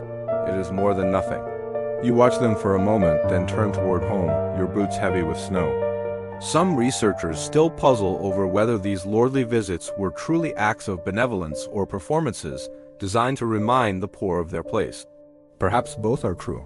Watching the fading tracks of the horses, you sense that gratitude and dependence were inseparable threads in this world. Back inside your cottage, the fire burns low. You pull your cloak tighter and pour the last of your ale into a cup. Outside, the wind howls softly, rattling the door. The faint echo of the fiddler's tune drifts through your memory, mingling with the image of the Lord's coin flashing in the air. For all the distance between rich and poor, music and hunger seem to belong to everyone equally. You sit by the hearth until the last light fades from the window. Somewhere far off, the church bell rings, a slow, hollow sound marking the passage of another day. You close your eyes, letting its rhythm settle in your chest. For a moment, you picture the fields thawed and green again. The same Lord riding past, the same people bowing. Time moves in circles here, not lines. And within those circles, life continues, quiet, persistent, and strangely beautiful. By the next morning, the cold has deepened again. The sky hangs low and heavy, a sheet of dull silver pressing against the rooftops. Frost sparkles on every window pane, tracing delicate patterns that look like the veins of leaves. The air smells faintly of smoke and snow. You hear it before you see it. The sound of voices rising and falling in harmony, moving slowly through the lanes. The carollers are coming. You step outside, wrapping your cloak close around your shoulders. A cluster of villagers approaches from the church, their lanterns glowing like fireflies in the dim light. Each carries a small cup or jug, ready for whatever gift the next household offers. They sing as they walk, the notes simple and bright, echoing off the frozen walls. The rhythm of their boots keeps time with the music. It is well known from many parish accounts that caroling was once both blessing and request. The singers offered good wishes for the year ahead, and in return they expected a small token bread, ale, or a few pennies. To refuse them was to risk ill fortune, or at least a bad reputation. Singing for your supper, the old folks called it, though it was as holy as it was hungry. You join the group as they stop at a cottage door. The oldest woman among them lifts her lantern, and the light spills across her lined face. She calls out a greeting, and the group begins another song, their voices weaving together like threads. The door opens, and a family steps out, smiling, holding a jug of ale and a loaf wrapped in cloth. They pour and pass it around, the warm liquid glowing amber in the cold. A charming detail recorded in local traditions tells that each verse of a carol carried a hidden wish. The first for health, the second for wealth, the third for peace, and the last for love. You can hear those wishes in the melody now, soft and hopeful, rising into the still air like a prayer. The procession moves on, leaving laughter behind. At the next house, a farmer joins in, his voice booming so loudly that even the birds startle from the trees. Children run beside the group, shaking small bells and giggling. One boy trips, spilling his handful of crumbs into the snow, and another quickly helps him gather them again. Even the smallest loss feels worth mending tonight. According to an old fragment of verse found in a monastery library, some of these songs were once far rowdier, full of jokes and half-forbidden stories. Priests complained that villagers mixed holy verses with tavern refrains, turning worship into revelry. Yet the people refused to stop. The line between sacred and joyful was too thin to matter. By mid-afternoon, the singers are flushed with cold and drink. The sound of their songs fills the air, winding through every lane. You can hear them even from the fields, faint but clear, a human warmth threading through the frozen distance. The village seems to glow from within. At one doorway, a woman invites everyone inside to warm themselves. Her cottage smells of apples and smoke. She offers each person a slice of spiced bread, its surface glistening with honey. The carollers thank her with a special verse, one meant to guard her home from illness and fire. God rest you kindly, they sing, and keep your hearth from harm. She wipes her eyes and presses a coin into their hands. A curious superstition says that if a singer forgets the final verse of a carol, the spirits of the season will visit him in dreams to teach it properly. Whether anyone believes this or not, the youngest boy insists on remembering every word. His small, serious voice cuts through the crowd, steady as the flame of a candle. As the light fades, snow begins to fall again, fine as flour. The lanterns glow brighter against the dark. The group stops by the church for one last song. The bell tolls softly above them, and the melody slows, shifting from merriment to something almost reverent. The final notes hang in the air long after the last voice falls silent. Some historians suggest that caroling in medieval villages was more than music. It was a form of binding, a way to stitch a fragile community together through shared sound. Listening to the fading echoes now, you feel that truth. The songs linger like warmth on the skin, proof that even the poorest hearts can make beauty out of breath.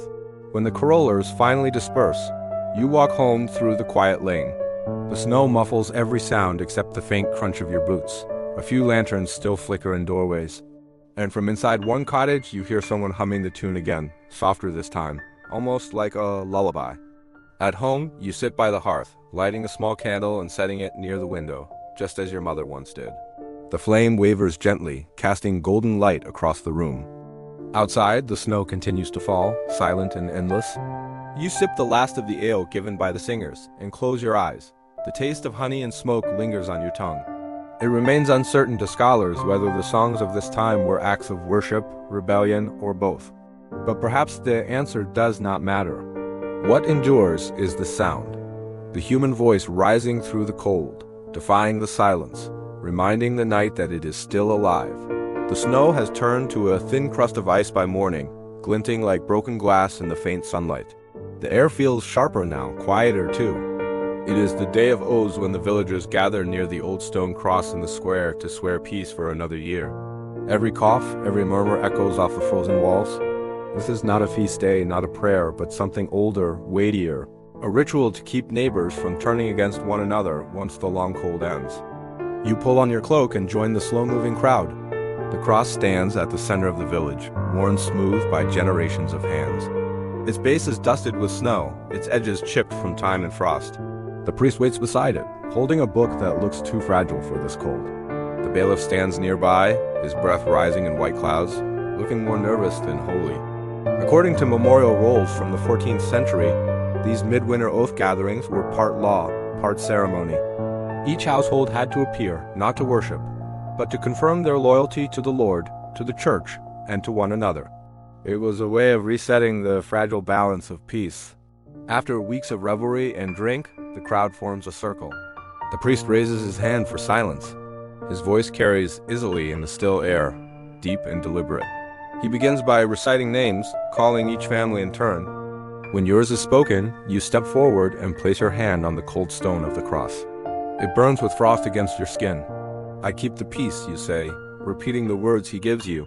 Around you, others murmur the same promise. Some fervently, some half-heartedly. One curious tradition survives in this ceremony. After each oath, a pinch of salt is placed at the base of the cross. Salt is precious, yet every family brings a little. It is said to preserve not just food, but faith. The priest sprinkles holy water over it, and the droplets hiss faintly in the cold. The villagers watch in silence, their faces pale under the gray sky. An elderly man steps forward, leaning heavily on his staff. He hesitates before speaking, his voice thin but firm. Peace is not words, he says. It is deeds. A ripple passes through the crowd. The priest nods slowly, perhaps recognizing truth when he hears it, even if it does not come from Scripture. Once all the oaths are made, the mood lightens. The bailiff announces that anyone who wishes may share bread at the well as a sign of friendship.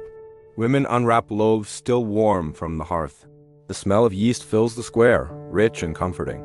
Neighbors trade pieces of bread, pressing them into one another's hands. For luck, they say. The exchange feels simple yet deeply binding. A charming superstition ties to this custom. If two people share bread by the village cross and mean their peace sincerely, no quarrel between them will last through the year. But if one lies while breaking bread, the loaf will crumble before the next planting season. You notice everyone handling their slices carefully. No one wants to test it. The priest blesses the crowd again, though this time his voice is softer. The ceremony is over, but no one rushes to leave. Instead, people linger in small clusters, talking quietly. Children chase one another through the snow, their laughter floating through the crisp air. A few men begin to clear the frozen well, striking at the ice with wooden poles. The rhythmic sound fills the silence, steady as a drum beat. It is recorded in several old church registers that oaths taken in winter were believed to hold special strength. The cold, they said, sealed words more firmly than warmth ever could. Watching the villagers now, you can almost believe it. The breath of each speaker turns to mist, rising and disappearing. Yet somehow the promises remain. When the crowd finally begins to disperse, the priest stays behind, collecting the leftover salt from the base of the cross. He wraps it carefully in a cloth and places it inside his robe. That salt will bless the fields at planting time, linking this day of peace to the hope of spring. The cycle continues. You linger a little longer, running your hand over the stone. Its surface is rough, its coldness steady. You think of all the hands that touched it before yours, hundreds, maybe thousands each, leaving a fragment of warmth behind. The thought feels oddly comforting. Some modern historians suggest that such ceremonies were less about faith than about survival. In small communities, a single feud could destroy the fragile balance of life. These oaths, half spiritual, half practical, reminded people that cooperation was not a choice, but a necessity. Looking around at the faces of your neighbors, you sense that everyone here knows it too.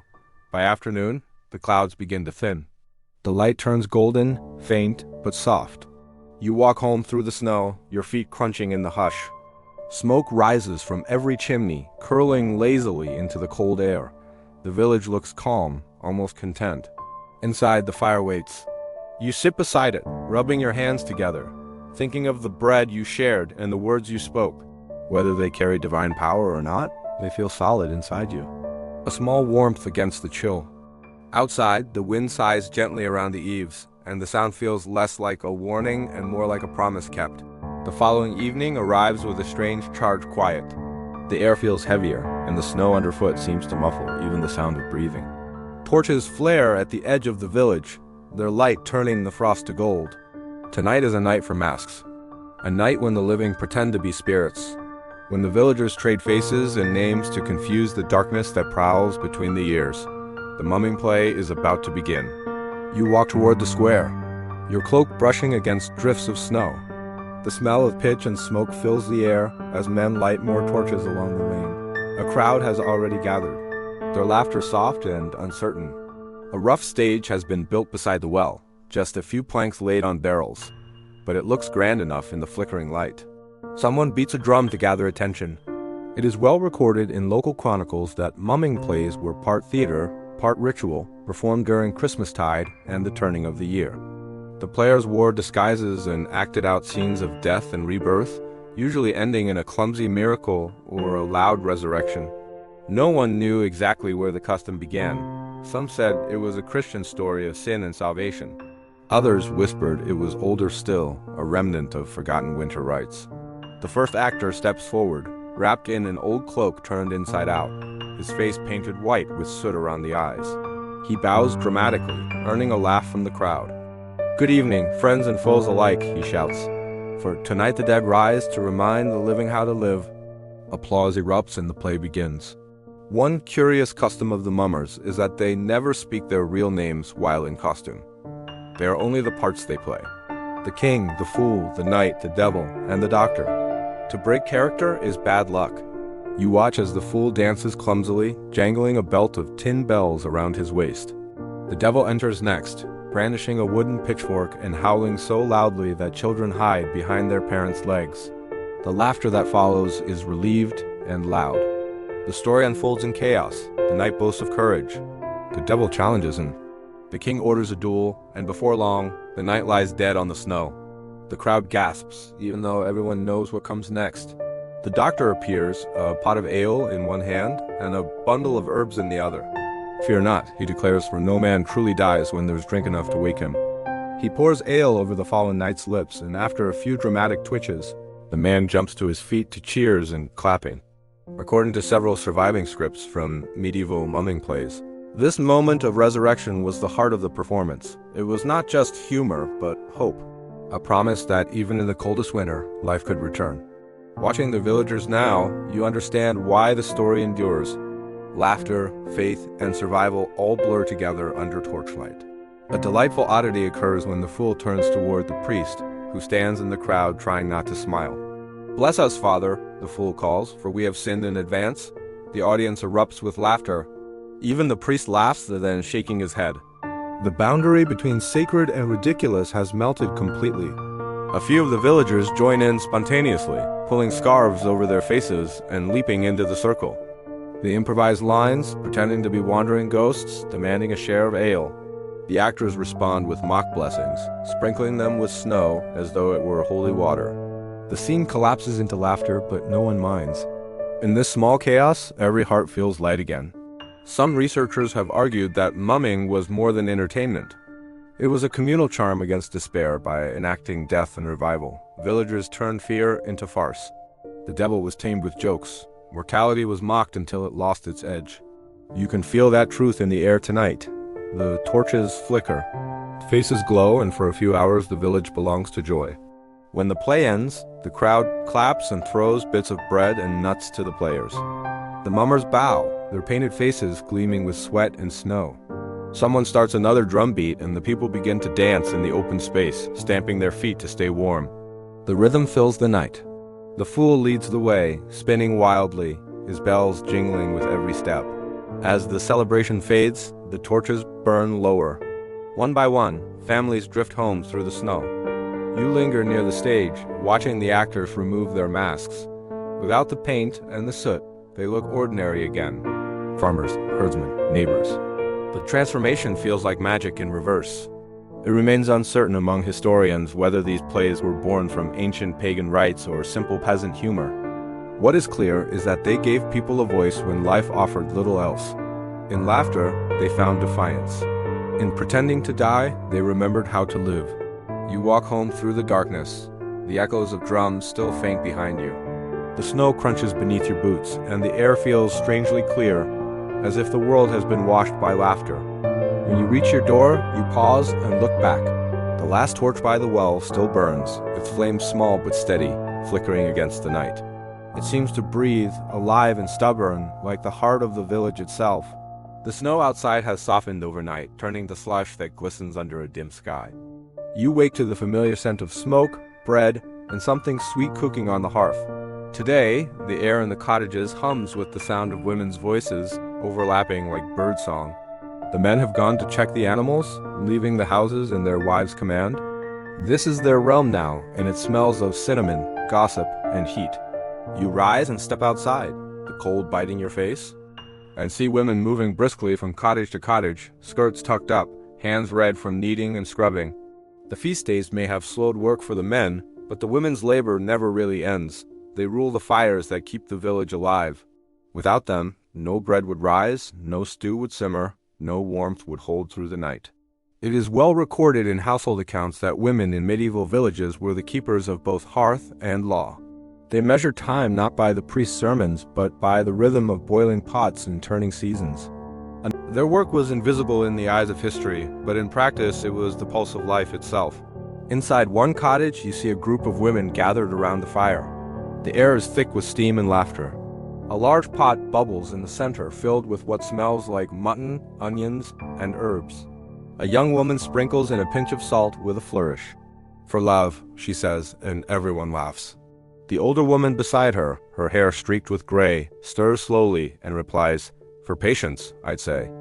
A curious custom plays out here. As each woman adds an ingredient, she names a virtue, strength, kindness, luck, health. The stew becomes not just food, but a kind of charm. It is said that whoever eats it will carry the blessings into spring. The men claim not to believe it, but they never refuse a bowl. While the pot simmers, the talk turns to stories. One woman recounts how her grandmother saw lights in the sky on Christmas night, dancing above the church tower like small suns. Another tells of a goose that laid a perfect round egg on the morning of Mass, which the priest declared a miracle. A third woman, more practical, mutters that it probably froze solid before anyone could eat it. Laughter ripples through the room. According to records from parish courts, much of what we know about women's lives comes from these domestic spaces. Half-forgotten notes of idle chatter, or immodest songs overheard by clerks. Yet what the scribes dismissed was often the glue that held the village together. Here, gossip is not sin, it is survival. It keeps information moving faster than the bailiff's orders ever could. A rather endearing superstition emerges as the bread comes out of the oven. Each loaf is tapped 3 times on its crust before slicing to chase away hunger from the door. You watch the women do it automatically, murmuring a quick phrase under your breath. Stay full, stay kind, stay safe. It feels older than any prayer the priest recites. The children tumble in and out of the room, laughing, snatching crumbs, and dodging mock scolds. One little girl drops her piece of bread into the ashes, and before anyone can stop her, she blows on it and eats it anyway. The women roar with laughter, one saying, "If she lives through that, she lived through anything." The fire pops loudly, as if agreeing. As afternoon fades, the men begin to return, stamping snow from their boots. They follow the smell of stew, filling the room with their bulk and voices. The women serve them bowls without fuss, then sit back, exchanging small smiles. The men praise the flavor, not realizing the meal carries whispered blessings hidden in its steam. One scholar who studied village customs centuries later remarked that kitchens were as much temples as churches.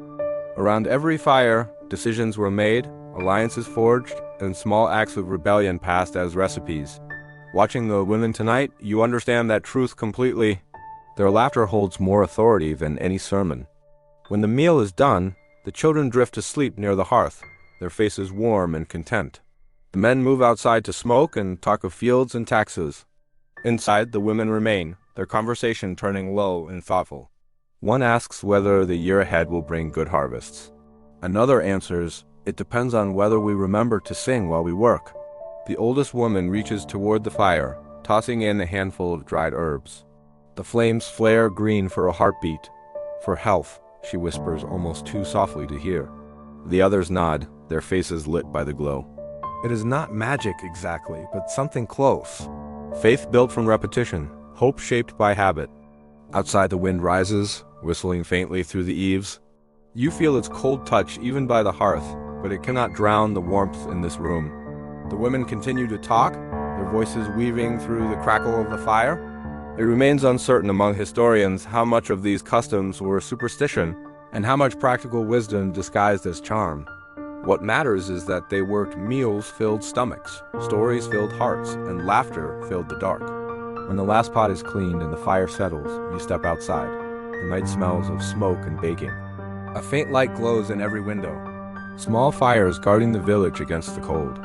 You walk slowly through the snow, thinking of the stew, the laughter, and the steady strength of the women who keep everything alive. Morning comes with a dull gray sky that presses low over the fields. The frost has turned the earth to stone, and even the river lies quiet beneath a thin shell of ice. You wake to a strange silence, the kind that feels both peaceful and heavy. The laughter of the last few nights has faded. The village moves slower now, its energy spent. The holy season still lingers, but beneath it lies the weight of ordinary hunger waiting to return. You push open your door. The cold rushes in, dry and biting. The world looks like a painting in shades of white and pale blue. No one speaks loudly today. You pass neighbors carrying small bundles of wood or scraping frozen earth for water. Their movements are careful, almost reverent, as though they fear breaking the quiet. According to early parish writings, this stillness after celebration was often described as a holy hush. It was the day when the world seemed to pause between blessings and burdens. Some called it the breathing day, a time when both heaven and earth took rest before the new year began. Watching the smoke drift lazily from the chimneys, you can almost feel that deep exhale. Inside your cottage, the fire struggles to stay alive. You add a few pieces of wood and sit close, listening to the soft crackle. The warmth touches your face, but not your fingers. The smell of old ash mixes with damp wool. You sip from a cup of water. Its taste faint, but comforting. A curious custom fills the day for those who can afford it, the fast of silence. People eat little, speak less, and reflect on what the year has given and taken. In your village, it has become more habit than law. The priest says the quiet pleases God, but many think it simply makes the next feast taste sweeter. You decide to follow it anyway, letting your thoughts wander instead of your tongue. Through the window, you see a woman sweeping the threshold of her cottage, careful not to let any dirt cross inward. The old saying claims that if you bring yesterday's dust into the new year, bad luck will follow. She sweeps with slow, steady strokes, her face calm and focused.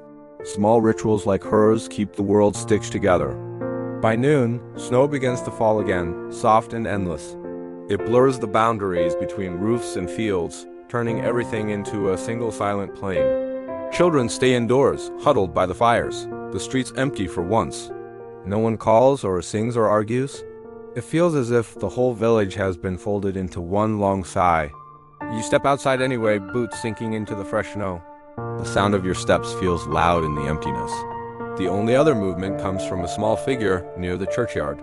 It is the widow you visited earlier in the week, scattering crumbs for the birds.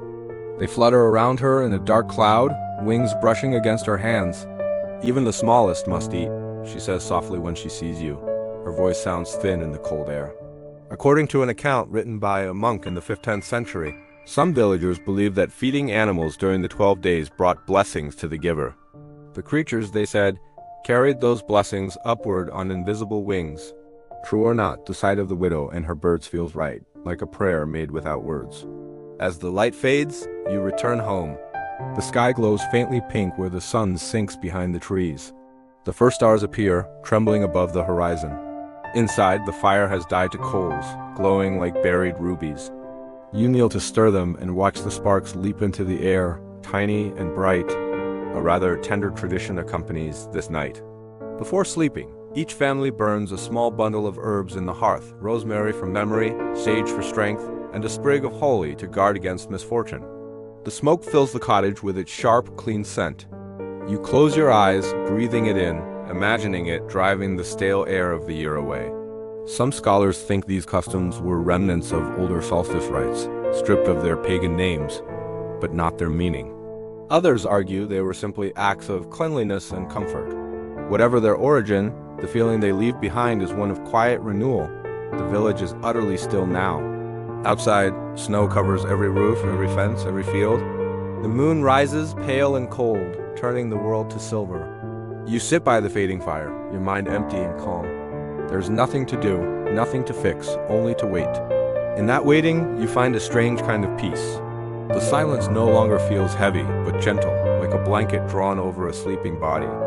Tomorrow the noise will return, the songs, the work, the endless cycle of survival. But for now, the quiet belongs to you. You lie down beside the hearth, pulling your cloak over your shoulders. The embers glow faintly through the half-dark. You listen to the slow rhythm of the wind, to the faint rustle of the birds outside. Somewhere in the distance, a church bell rings once, then falls silent. It remains a matter of speculation among historians whether this day of stillness was deliberate devotion or simple exhaustion. Perhaps it was both. In a world built on labor and faith, even rest had to earn its meaning. The last of the fire dies into darkness. The smell of herbs lingers in the air, sweet and smoky. You close your eyes, feeling warmth where there is almost none, and let the silence cradle you into sleep. The morning arrives wrapped in fog so thick it blurs the edges of everything. The fields, the cottages, even the church spire seem to drift like islands in a gray sea. You step outside and breathe in the damp air, heavy with the scent of wood smoke and thawing snow.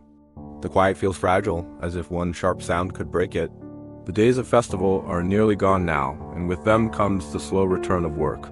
But before that, there is one more day of old belief in quiet superstition.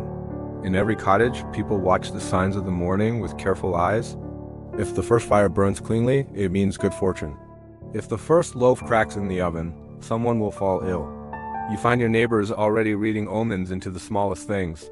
A barking dog, a broken jug, the direction of the wind. It may sound foolish, but here where life hangs so closely between plenty and hunger, every sign feels worth heeding. According to early chronicles, these last days of Christmas were known for their superstition. Villagers believed the veil between luck and disaster was thin until the new year began. The priest called it nonsense. Yet even he checked his candle for dripping wax before his sermon. The habit of watching for signs ran deeper than doctrine. Inside your cottage, the fire burns unevenly. You kneel to stir it, whispering a quick blessing taught by your mother. Burn steady, burn kind, burn through the year. The words slip from your lips easily, half prayer, half memory. The flame steadies as if listening. You smile, feeling a small relief that reason cannot explain. Later that morning, a few villagers gather near the well. They speak quietly, their voices low and serious. A pot cracked in the night and a family's cow gave no milk. Both are taken as bad omens. The bailiff shakes his head and spits into the snow, muttering that fear feeds faster than truth. Still, when the priest passes, he sprinkles holy water over the well, just in case.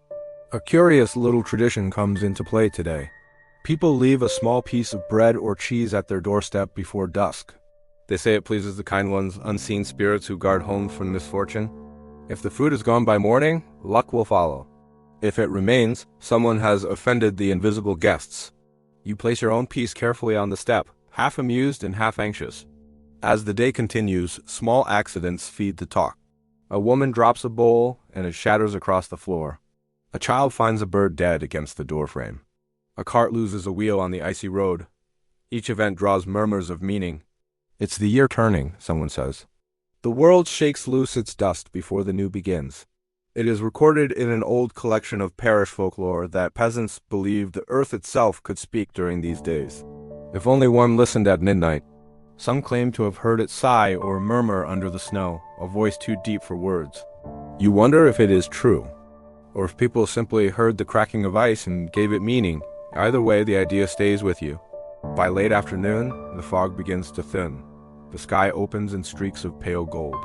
You walk through the lane, past the churchyard, where the last garlands of holly droop with melting frost. Children have built small snow figures, their faces made of pebbles and bits of straw. One leans crookly, its head tilted toward the ground as if listening to something hidden below. The air grows colder again as the sun fades. Smoke from the chimneys rises straight into the sky, undisturbed by wind. You can smell roasting meat and the faint sweetness of baked apples. Families are finishing the last of their feast supplies before the year's fast begins again. You pass a window and glimpse a family holding hands before the meal, their heads bowed in silence. A peculiar superstition survives about this hour. They say if you sit in total quiet as the year's end approaches, you might hear whispers of what the next year holds. A cough means illness. A knock means a visitor. A faint bell means marriage. You decide to listen, if only for curiosity's sake. You sit by your fire, letting the sounds of the village fade. For a moment, you hear nothing but the ticking of the cooling wood and the faint whistle of wind through the thatch. Then a small creak, like a door opening far away. You smile to yourself, wondering which neighbor's luck just walked in. Scholars still puzzle over whether these superstitions reflected genuine belief or simply a way to give order to uncertainty. In a world ruled by frost, chance, and hunger, perhaps imagining signs gave people a feeling of control. Watching your fire flicker now, you understand that comfort has its own kind of truth. Outside, the fog returns, wrapping the village in soft gray again. You place another log on the fire, its crackle loud in the hush. The bread on the doorstep waits untouched, its crust glistening with frost. The wind sighs faintly against the walls, neither friendly nor cruel, just present. Before you sleep, you whisper the same words again to the fire. You do not know if they hold power, but the flame burns brighter, steady, and sure. In that small light, the dark feels less like a threat and more like a blanket. Tomorrow the signs will fade and the new year will begin. Tonight you simply listen, letting the silence settle gently over everything. The first sound you hear that morning is not the church bell, but the low hum of animals stirring in their stalls. The village smells faintly of hay and frost, and the air carries the sweet tongue of dung and damp wool. Today belongs to the beasts, a day set aside to bless the animals that share the barns, the roads, and the lives of the villagers. You pull on your cloak and step outside. The snow has crusted over again, crisp underfoot. Thin curls of smoke rise from the barns where the farmers have already started small fires for warmth. In every doorway, someone holds a bowl of grain, a scrap of bread, or a handful of salt. It is a day of gratitude, though it looks nothing like the solemn ceremonies of the church. It is recorded in several old accounts that on this day peasants offered food and drink to their livestock, thanking them for the labor and milk that had sustained the year. The practice may have come from pagan roots or from early Christian compassion, but no one in the village argues over its origin.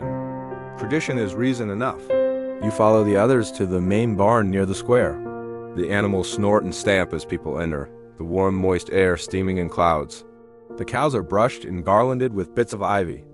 The sheep dabbed on their foreheads with drops of ale, and the horses rubbed down until their coats shine. The priest appears with a sprig of evergreen dipped in holy water. His Latin prayers mix with the soft sounds of chewing and the occasional impatient bleat. A charming detail recorded by one 15th century observer describes how peasants once whispered wishes directly into their animals' ears during this blessing. You watch as an old farmer leans close to his ox, murmuring words that no one else can hear. When he steps back, his eyes are wet. Perhaps he asked for strength or forgiveness or simply another year without loss. Children dart among the stalls, laughing as they sprinkle crumbs for the hens. One girl feeds her family's pig a crust of bread soaked in ale, declaring, "He's earned it more than my brother has." The laughter that follows fills the barn with warmth no fire could match. According to a traveler's journal from the time, this blessing of beasts blurred the line between the sacred and the familiar. It reminded people that creation was shared, that humans and animals depended on the same mercy. Looking around the barn, you can see that truth alive in every breath of steam, every soft snort and rustle of straw.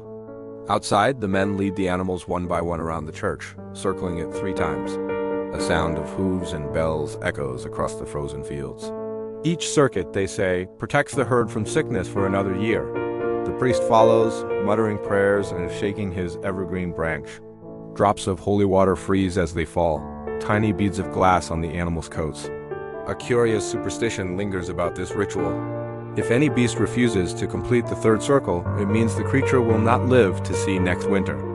You watch nervously as one cow walks near the corner, stamping and tossing its head. The owner coaxes it gently until it moves again. Relief spreads quietly through the crowd. No one speaks the fear aloud. When the procession ends, everyone returns to the barns to share a simple meal. Bread soaked in milk, apples roasted on sticks, and a little ale passed from cup to cup. Even the animals receive a taste of sweetness. A mare nuzzles her master's shoulder as he feeds her a piece of apple, his voice low and fond. "Good girl," he says, "keep me warm and I'll keep you fed." One chronicler who witnessed this custom centuries later called it a rustic communion. Watching it now, you understand why. There is no separation here between gratitude and necessity, between blessing and work. The same hands that slaughtered last week now stroke in thanks. It feels honest, even beautiful in its simplicity. By mid-afternoon, the light fades. The barns grow quiet except for the soft sound of chewing and the creak of timbers. Outside, snow begins to fall again, slow and steady. You step out into the whiteness, the cold air clean after the heavy warmth of the barn. The priest walks past you, his robe damp from the melted snow. "They are holier than we are," he says softly, nodding toward the animals. You smile, but say nothing. He may be right. Some historians suggest that this day's rituals were remnants of ancient midwinter offerings, reshaped by the church to fit new words, but old feelings. Others think it was simply compassion made habit. Whatever the truth, you feel its weight in your chest as you head home. When you reach your cottage, you find your own small offering waiting. The family's cat curled beside the fire, eyes half closed. Purring in rhythm with the crackle of wood, you tear a piece of bread and drop it beside her. She does not open her eyes, but begins to eat, slow and content. Outside, the snow thickens, blurring the edges of the world again. Inside, the warmth spreads. The day has passed quietly, yet it feels full, heavy with peace. You lean back, listening to the cat's soft breathing, the wind against the roof, and the faint lowing of cows in the distance. The village sleeps under white silence. Every creature, great and small, wrapped in the same calm. The snow stops sometime before dawn, leaving the world glazed and glittering. You wake to a pale light slipping through the shutter cracks, the air so still that you can hear the faint creak of the trees outside. The holy season is nearly over now, yet something older stirs beneath it. The talk around the hearth has turned to dreams, to omens, to things that existed long before priests came with their Latin blessings. Today, the villagers whisper, is the day when the old gods still walk unseen. You pull on your boots and step into the cold. Frost cracks under your feet like thin glass. The church bell rings once, though no service is called. People move quietly through the lanes. Faces turn toward the woods as if watching for something that never quite appears. The air feels strange, filled with both reverence and fear. According to a few surviving chronicles, the church once tried to forbid the pagan echoes of the season. But the customs never truly vanished. They lingered like roots beneath the snow, feeding on memory. Villagers still lit fires in secret places, still spoke to trees, still left offerings where the priest's eyes could not follow. You can feel that wildness in the air today. At the edge of the village, near the frozen stream, a small group gathers around a stump blackened by old fires. They carry bowls of grain and cups of ale. A young man steps forward, pouring his ale onto the ground. "For what was before," he says quietly. The others nod and follow, scattering crumbs and seeds into the snow. A few cross themselves afterward just in case. A curious detail from medieval folklore tells that during the 12 nights, spirits of the old world, what some called the wild hunt, rode through the sky, searching for warmth or worship. Anyone who heard their horses and looked up would be taken, unless they dropped face first into the snow and whispered a prayer. You look up now, half expecting to see movement in the gray clouds. Nothing stirs, but the air feels alive. The priest passes by later in the morning, pretending not to notice the wet circle in the snow where the ale was poured. He speaks instead of saints who tame storms and beasts, stories meant to fold the old fears into safer shapes. Yet even he admits that certain things cannot be reasoned away. God made the forest, he says with a small shrug, and what hides there too. Inside the cottages, the women hang bits of evergreen over the windows again, not for decoration now, but for protection. Children press cloves into apples and tie them with string, little charms against mischief. The scent fills the rooms, sharp and sweet. Someone recites an old rhyme about keeping the hearth bright and the shadows at bay. The words sound almost like music. A delightful superstition lingers from these nights. People say that if you stay awake long enough to see the first hour of dawn, the spirits cannot harm you. So the families light extra candles and tell stories to pass the time.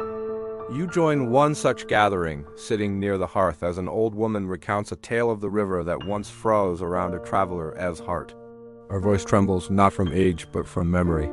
No one dares interrupt until she laughs softly and says, "It melted by spring." Some researchers of medieval religion have noted how these fireside tales blurred the lines between the sacred and the forbidden. People did not think in categories of faith and heresy.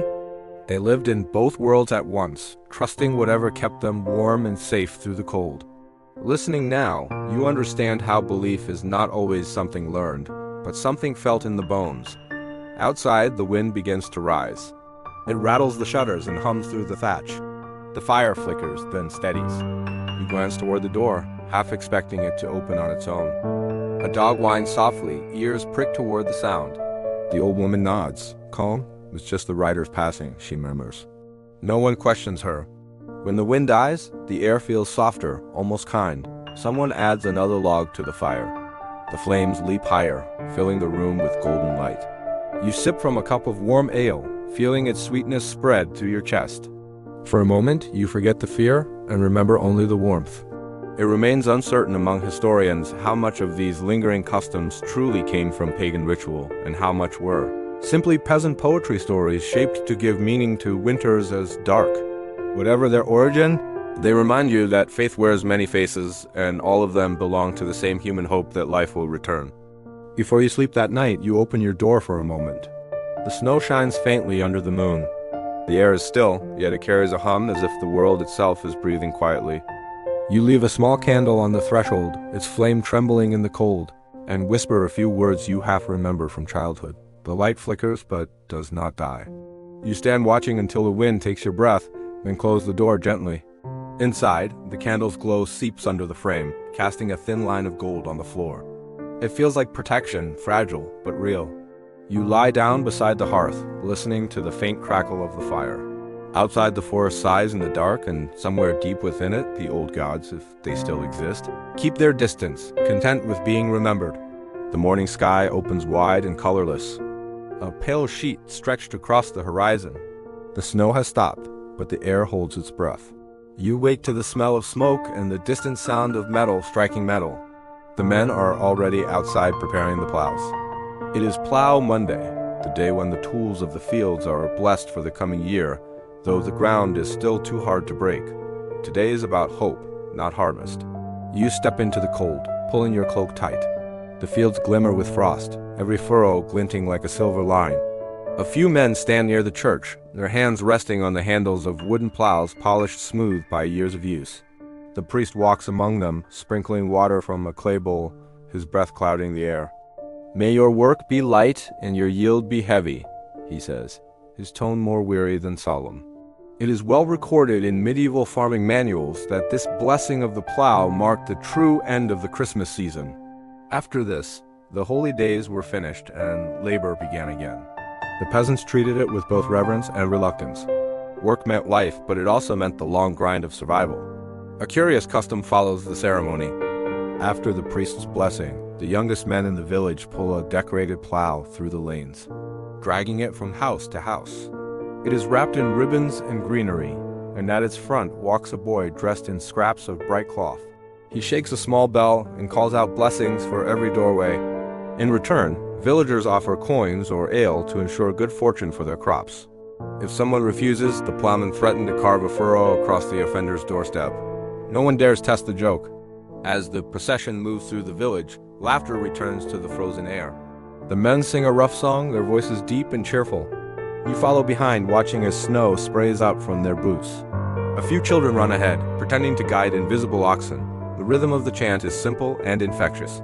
God send good seed, God send good sun, God send the work till the harvest done. A delightful oddity of this day involves the women. They carry small bundles of seed tied with twine which they scatter into the snow, whispering the first sowing charm of the year. The seeds vanish into the white ground, swallowed by frost. "Feed the earth before it feeds you," one of them says softly. The line feels ancient, older than the church itself. According to accounts written by traveling friars, some villages used to mark Plow Monday with dances that blended prayer and mischief. The dancers wore masks of animals and spirits, stomping through the streets to wake the sleeping soil. A few of your neighbors imitate that now, stamping their feet and waving sprigs of ivy. Their breath rises like smoke in the cold, their laughter echoing against the stillness of the morning. The priest pretends not to see. Perhaps even he understands that faith alone cannot wake the fields. Hope needs rhythm, and rhythm needs laughter. After the ceremony, the plow is stored again, its wooden body gleaming with melted frost. The villagers gather by the tavern for hot broth and ale. Inside, the air hums with contentment. The talk turns to plans for spring, to the fields that flooded last year, and the barley that came up thin. The men argue about when the frost will break. The women exchange small gossip about new calves and stubborn husbands. One curious superstition is shared quietly among them.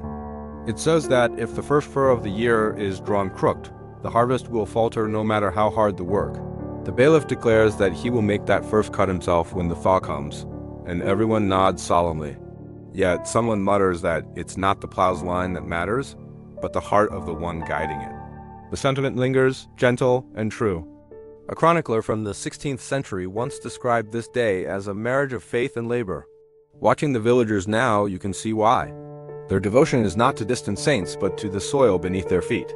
Blessing the plow is blessing their own hands. By late afternoon, the sky begins to pale toward blue. The snow softens underfoot and droplets slide down the eaves. The sound of water dripping fills the air like the first faint note of spring. You walk along the edge of the fields, your boots sinking slightly into the thawing crust. The earth beneath smells rich and cold, full of promise.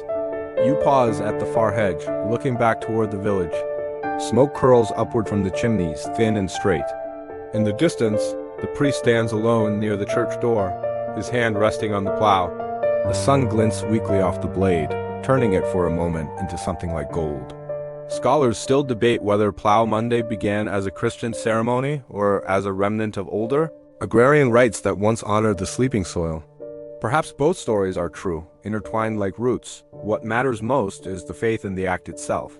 The belief that touching wood and earth with care can call life back to a frozen world. You walk home slowly, your breath clouding the air, your fingers stiff from cold. Behind you, the fields stretch quiet and waiting. Ahead, the light of your cottage glows faintly through the frost. Inside, a fire waits, and beside it, a loaf of bread and a cup of ale. You sit down, tired but peaceful, listening to the faint crackle of the fire. Outside, the snow continues to melt drop by drop as if the land itself has begun to stir. The village wakes later than usual, wrapped in the gray hush that follows a week of snow. Smoke curls lazily from every chimney, slow and thin against the pale sky. Today the air carries a different kind of energy. The holy days have ended. The plow has been blessed, and the long stretch of winter now yawns ahead. But for this single day, work pauses again.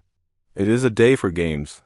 You step outside into the brittle cold and see the men gathering near the tavern, stamping their boots to keep warm. The sound of laughter rises in short bursts. The bailiff stands beside a small table, holding a bundle of dice in one hand and a clay cup in the other. Around him, others argue, wager, and grin. For a few hours there will be no talk of rents or tithes.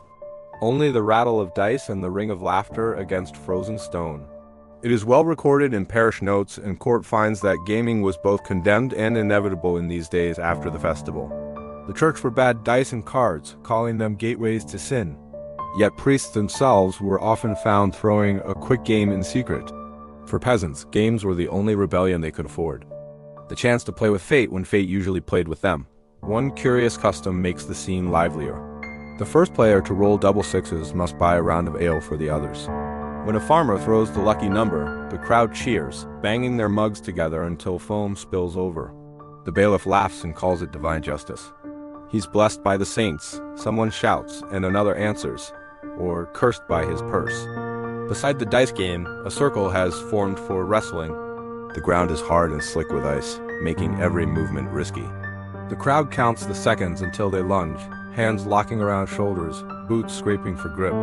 When one finally topples the other, the onlookers erupt in applause, stamping and shouting until the victor helps his opponent to his feet again. According to a traveler's diary from the 15th century, such contests were common after Christmas. They proved strength and courage, but also unity. Even the loser earned respect for showing his spirit. Watching the wrestlers now, you see that truth gleaming in their smiles. The competition is fierce, but never cruel. It feels like life condensed into a moment, hard, brief, but filled with laughter.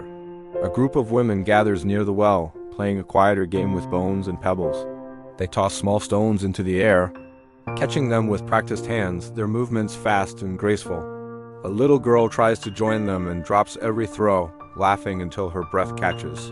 The older women cheer her anyway. The rhythm of the pebbles striking the ground fills the air like music.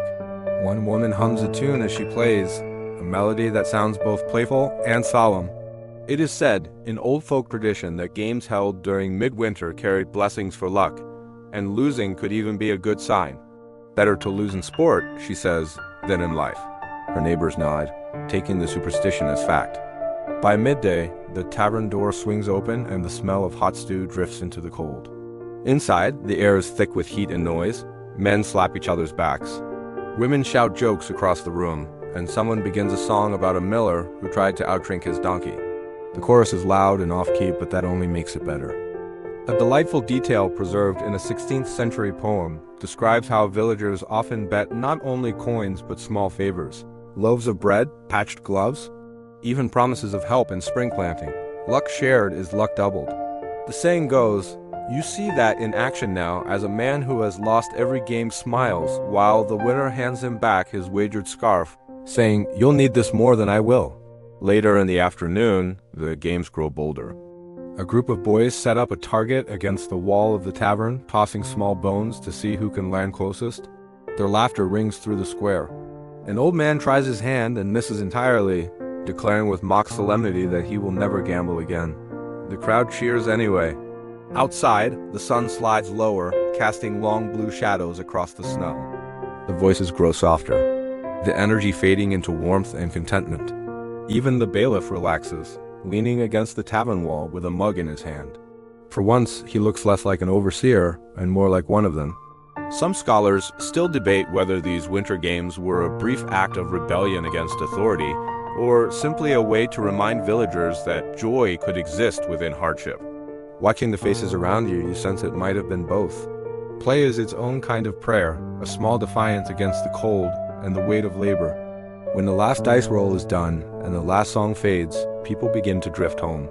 The snow glows faintly under the moonlight, marked with footprints and laughter that seem to linger in the air. You walk slowly back to your cottage, your hands cold, but your spirit light. Inside, the fire burns low. You sit beside it, still hearing the echoes of dice rattling in the cup, and the rhythm of laughter rising like music. The wind moves softly through the eaves, and you smile. Perhaps tomorrow will bring frost, perhaps hunger, perhaps another year of toil. But tonight the village has remembered how to laugh at fate, and that may be the greatest victory of all. The next morning arrives with a thin drizzle that turns the snow to gray slush. The lanes are slick, the roofs dripping steadily, and the air smells faintly of wet hay and smoke. You wake to the sound of someone knocking on a door nearby, followed by a chorus of laughter. It takes a moment before you remember what day it is. It is the day of gifts, the one when neighbors visit one another to exchange small tokens of kindness before the year truly begins. You pull on your cloak and step into the soft rain. The village looks muted but alive. Children run barefoot through puddles, carrying small bundles wrapped in scraps of linen. Their cheeks are pink with cold, their voices shrill with excitement. Every doorway opens to the sight of smiles and steaming mugs. The air carries the scent of ale and fresh bread, the smell of something simple but deeply human. It is well recorded in local accounts that peasants called this the Giving Day, though no one could quite agree on its proper name. The Lord called it a feast of charity. The priest called it almsgiving, and the villagers called it simply our turn. After the lords and priests had given their blessings, the common people gave to one another, not out of duty, but affection. You make your way toward the square, where a table has been set up under an awning of rough cloth.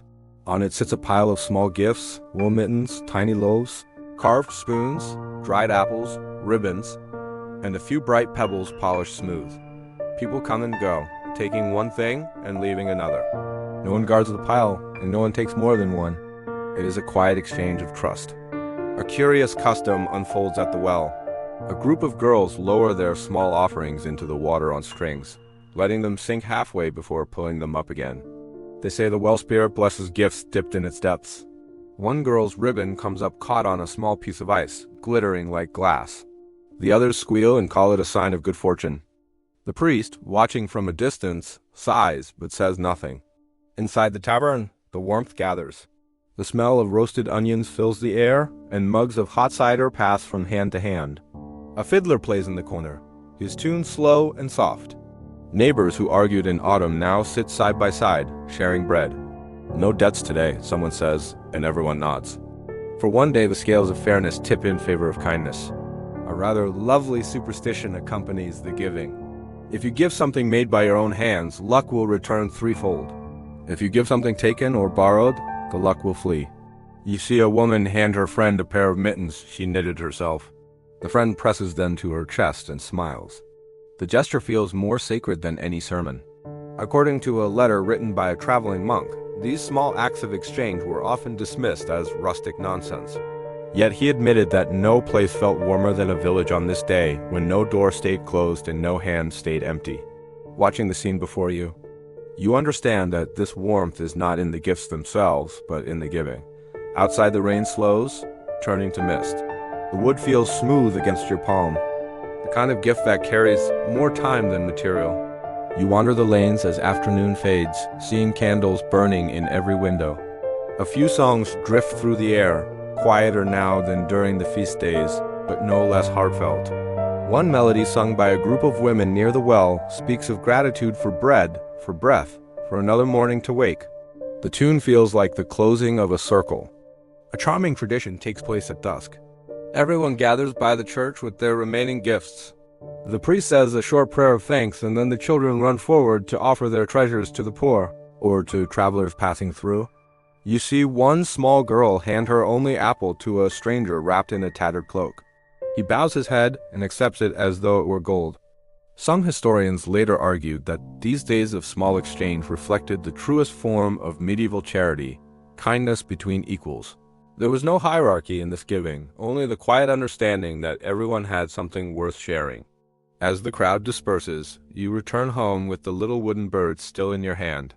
The fire is burning low, and the sound of the rain has faded to a soft drip from the eaves. You set the carving on your table beside the loaf of bread, waiting for supper. Its shape catches the firelight, the wings half open as if ready to lift. You sit and eat slowly, tasting the simplicity of the food, feeling the gentle calm that follows generosity. Outside, a bell rings once from the church, marking the final evening of the season. Tomorrow, work begins again, debts return, and life resumes its old rhythm. But for now, the village is at peace. It remains uncertain among scholars whether these humble customs of giving grew from religious duty or from something older and more instinctive, perhaps both. What endures is the same truth that guided every season. Warmth shared is warmth kept. You lie down beside the fire, watching the faint reflection of the bird's shadow on the wall. Its wings seem to flutter with the flicker of the flame. You close your eyes and listen to the slow heartbeat of the house, steady and content. Outside, the rain has stopped completely, and the village sleeps in quiet grace. By the next morning, the rain has cleared, and the air smells faintly of thawing earth. The snow has retreated to the edges of the fields, leaving patches of brown soil peeking through like wounds, slowly healing. Smoke drifts lazily from the chimneys, and the first sound you hear is the steady rhythm of axes splitting wood. The village, after weeks of celebration and song, has begun to return to its old heartbeat. You step outside and see people already at work. A farmer sharpens his plow blade, testing the edge with his thumb. A woman kneels by the doorway, patching a torn basket with straw. Even the children who only days ago chased one another through snow are carrying bundles of sticks. The season of leisure is over. Yet there is no sorrow in their faces, only focus, a quiet acceptance of the rhythm that rules their lives. According to surviving memorial records, this period immediately after the Christmas festival was known as the setting days. It was the time when villages slowly transitioned from holy rest back to labor. No bells rang for feasts now. No carols echoed from the tavern. Instead, there was the music of work, the creak of cartwheels, the chop of wood, the hiss of boiling water. A curious custom marks this return to normal life. Before sunrise, each household lights a new fire, taking a spark from the ashes of the old one. It is said that the way the flame catches predicts the spirit of the coming year. If it burns quickly, good fortune will follow. If it smokes or sputters, troubles will linger. You strike your flint and wait, holding your breath until the spark leaps. The fire catches at once, the orange glow spreading through the hearth. You exhale in quiet relief. As the day brightens, you walk to the well. The ice that sealed it for weeks has finally broken, the water gleaming dark and still. Women gather there with buckets, their reflections shimmering like ghosts. One woman drops a coin into the water and whispers a wish for strength. She says when she notices you watching, "You'll need it before the spring," you not understanding perfectly. A rather touching superstition surrounds these coins. They must not be retrieved until the year's first harvest, when the water has warmed again. Whoever finds the coins later is said to receive the blessings of all who made wishes there. Whether anyone believes this or not, the sight of shining silver at the bottom of the well gives comfort through the cold months ahead. Later, the bailiff gathers everyone near the square to assign winter tasks. His voice carries clearly in the thin air. Some will mend the fences. Others will check the grain stores or repair the church roof. The men grumble. The women roll their eyes, but beneath the noise there is a shared understanding. Work is a kind of safety. To have a task is to have a purpose. Inside the tavern, the fire roars again, but now the talk has changed. Instead of songs, there is planning, which fields to sow first, which debts to settle, which tools to borrow. The sound of hammers rings faintly from the far end of the village where the blacksmith has returned to his forge. Sparks leap through the open door like fireflies. A lovely bit of folklore says that if a blacksmith strikes his first spark of the year before noon, the whole village will have strong fortune. You wander past his workshop just in time to see him raise his hammer. The spark bursts from the anvil, bright and fierce. The onlookers cheer softly, not out of superstition, but out of habit. It is good to begin with light. According to notes in a priest's sermon book, many clergy urge people to keep the spirit of Christmas alive, even as they return to their work. Labor with joy, one wrote, for joy feeds the soul as bread feeds the body. You see traces of that sentiment in the way people move today. Tired but gentle, slower than before, yet still singing under their breath. By midday, the sun breaks through the clouds, weak but real. You follow the path to the fields beyond the village. The snow melts in thin rivulets trickling into the ditches. Crows pick at the stubbled ground, their calls echoing through the open air. A few men are already clearing stones from the soil, their breath rising in rhythm. Each thud of a shovel feels like a heartbeat, steady and sure. A scholar once wrote that this transition from celebration to labor was not a return to drudgery, but a return to meaning. The peasants understood something most of the world forgets. Joy and work are threads of the same cloth.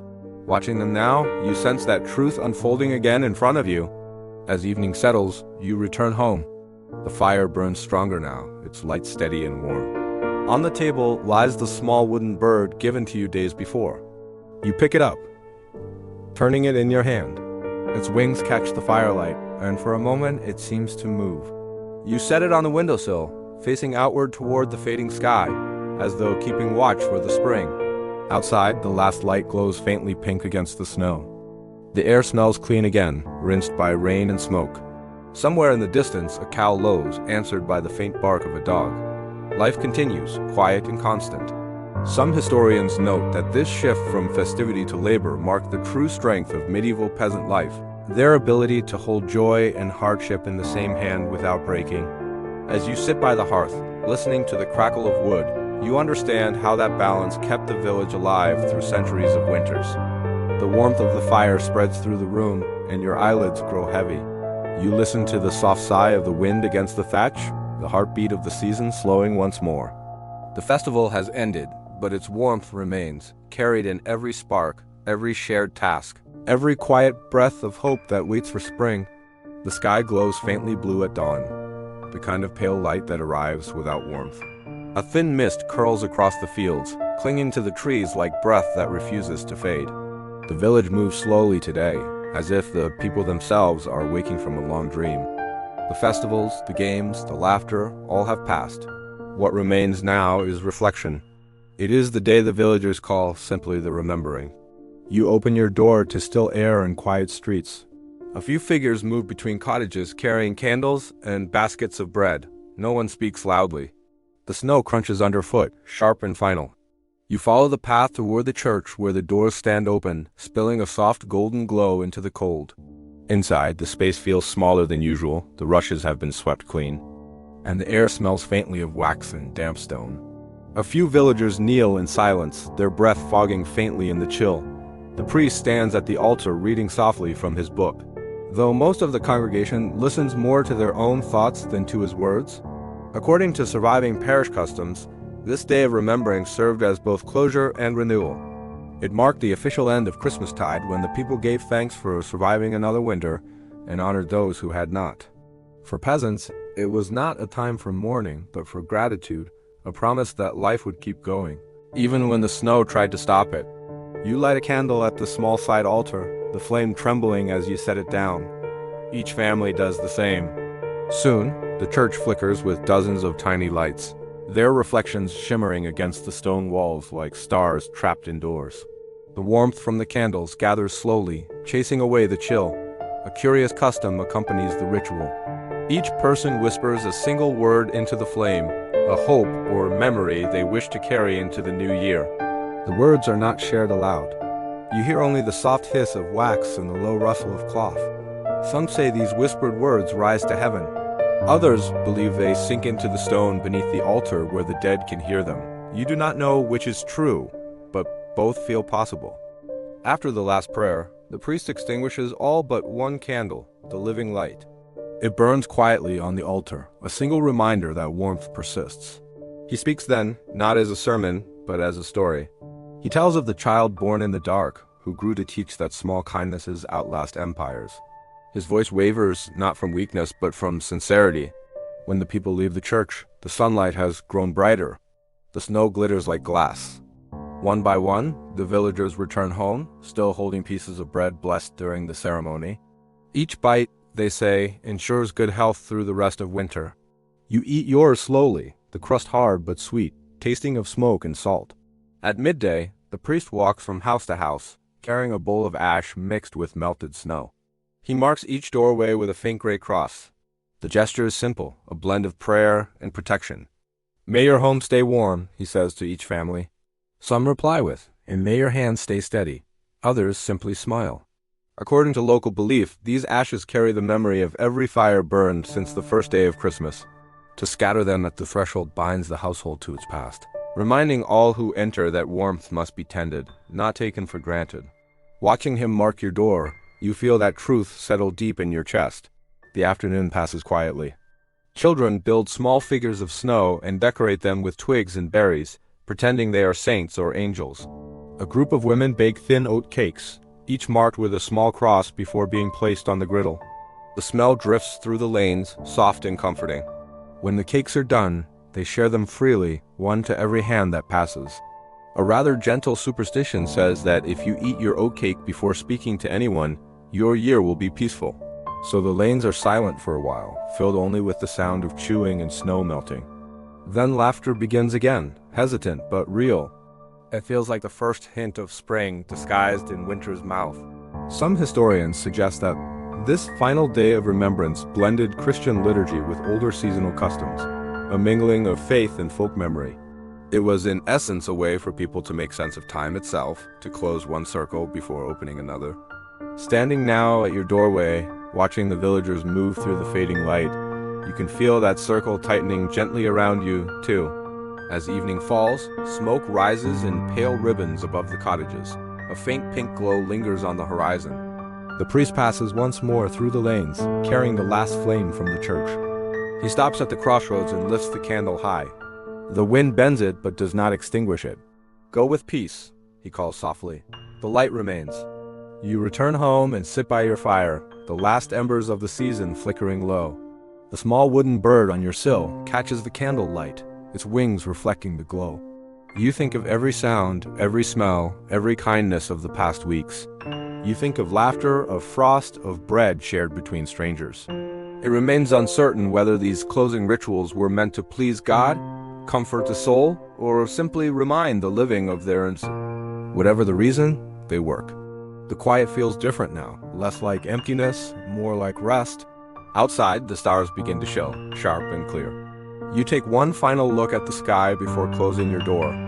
The air inside is warm, the light steady, and the long night ahead feels less like an ending than the gentle beginning of another turning year.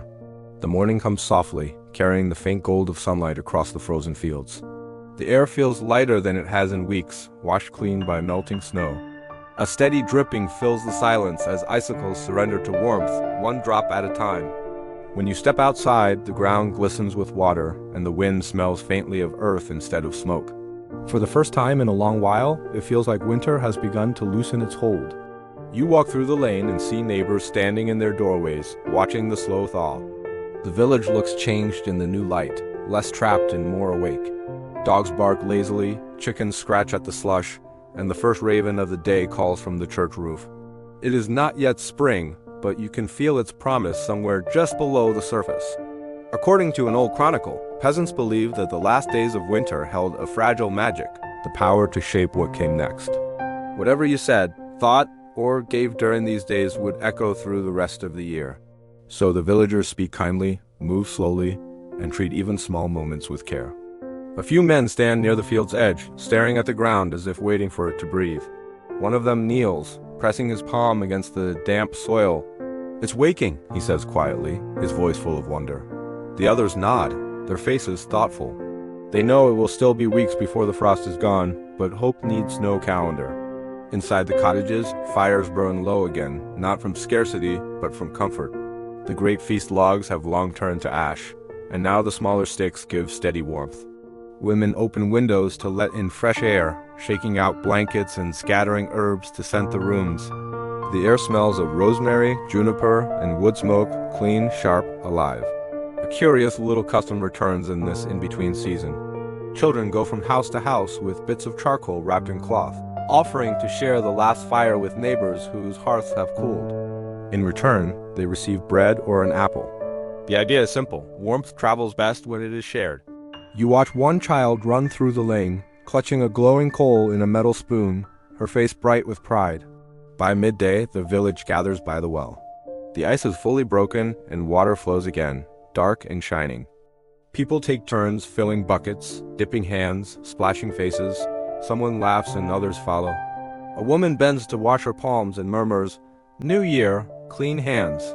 The phrase spreads quickly, repeated with smiles as if it were a spell. According to a forgotten fragment of local verse, washing in the first thawing water was thought to drive away sickness and sorrow. Whether or not it worked, it gave people a moment to feel reborn, at least for a heartbeat. You dip your own hands in the icy water. It bites sharply at first, then warms as your blood rushes back.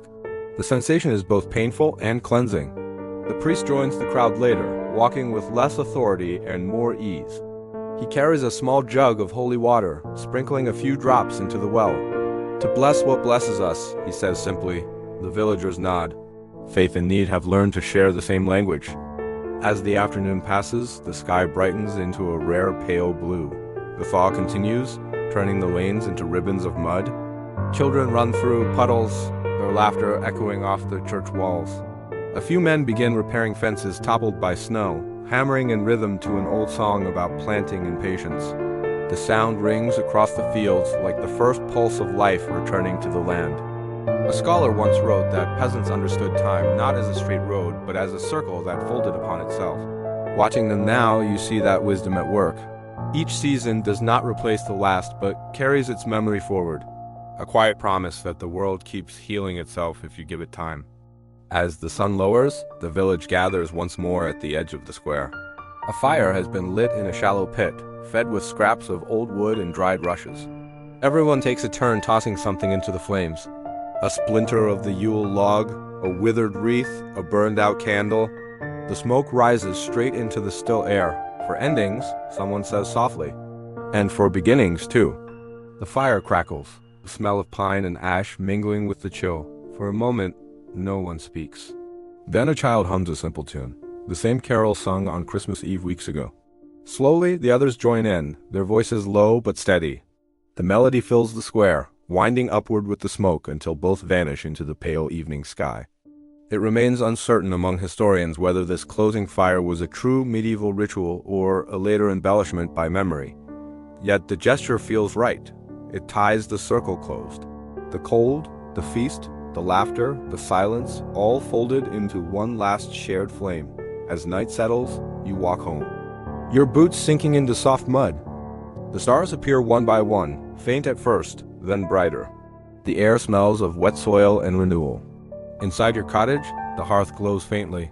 The small wooden bird still sits on the sill, its surface warmed from the firelight.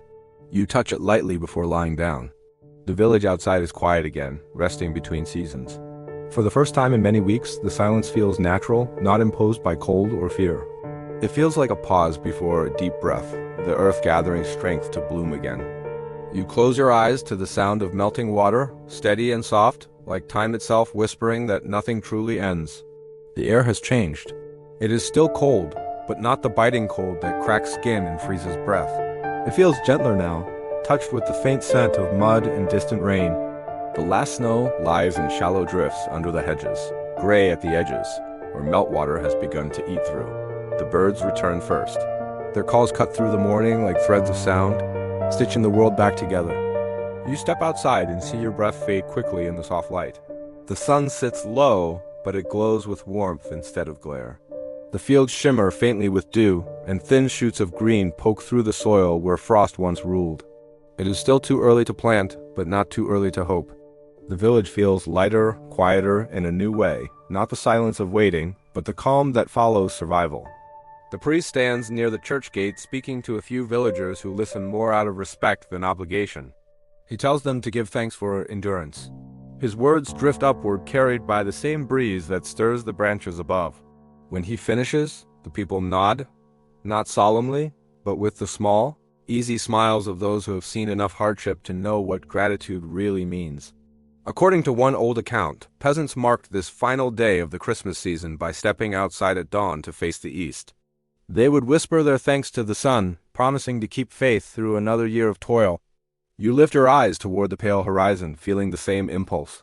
The light there is thin, but steady, glowing against the chill like a promise kept. A curious little custom follows the dawn prayer. Each family sweeps their doorstep clean, brushing away the last ashes of winter. The motion is slow and rhythmic, more meditative than practical. A woman across the lane finishes her sweeping, then scatters a pinch of grain across the threshold. For luck, she says to no one in particular. And for whatever comes, the grain glitters in the early sun before sinking into the melting snow. Inside your cottage, the fire burns low and steady. The rushes on the floor have been changed, fresh and green. The smell of pine needles fills the air. On the table sits the wooden bird, now faintly polished from your hands. Its wings catch the light from the window, and for a moment it almost looks as though it might fly. You tear a piece of bread and dip it in warm ale, eating slowly. The taste is simple and clean. The walls seem to hold the memory of the past weeks. The laughter, the songs, the smell of meat and candles. Outside, life is already shifting toward work again. You can hear the muffled sound of hammers, the low murmur of voices planning for the thaw. The rhythm has returned. A gentle superstition lingers from this day. People say that if you keep one candle burning until the last night of Christmastide, no darkness will find your house before spring. You light yours again, watching its small flame tremble. It seems almost to breathe. You think of how many candles have burned in this village, in all villages, holding back the long dark one flicker at a time. According to a note in a monk's calendar, this day was once called the resting of the light. It marked the moment when celebration gave way to endurance, when gratitude became labor again. Yet he also wrote that it was his favorite day of the year because it was the one that asked for nothing but quiet faith. Sitting by your fire now, you understand him completely. The afternoon passes gently. A few children play in the lanes, pushing small wheels of ice with sticks.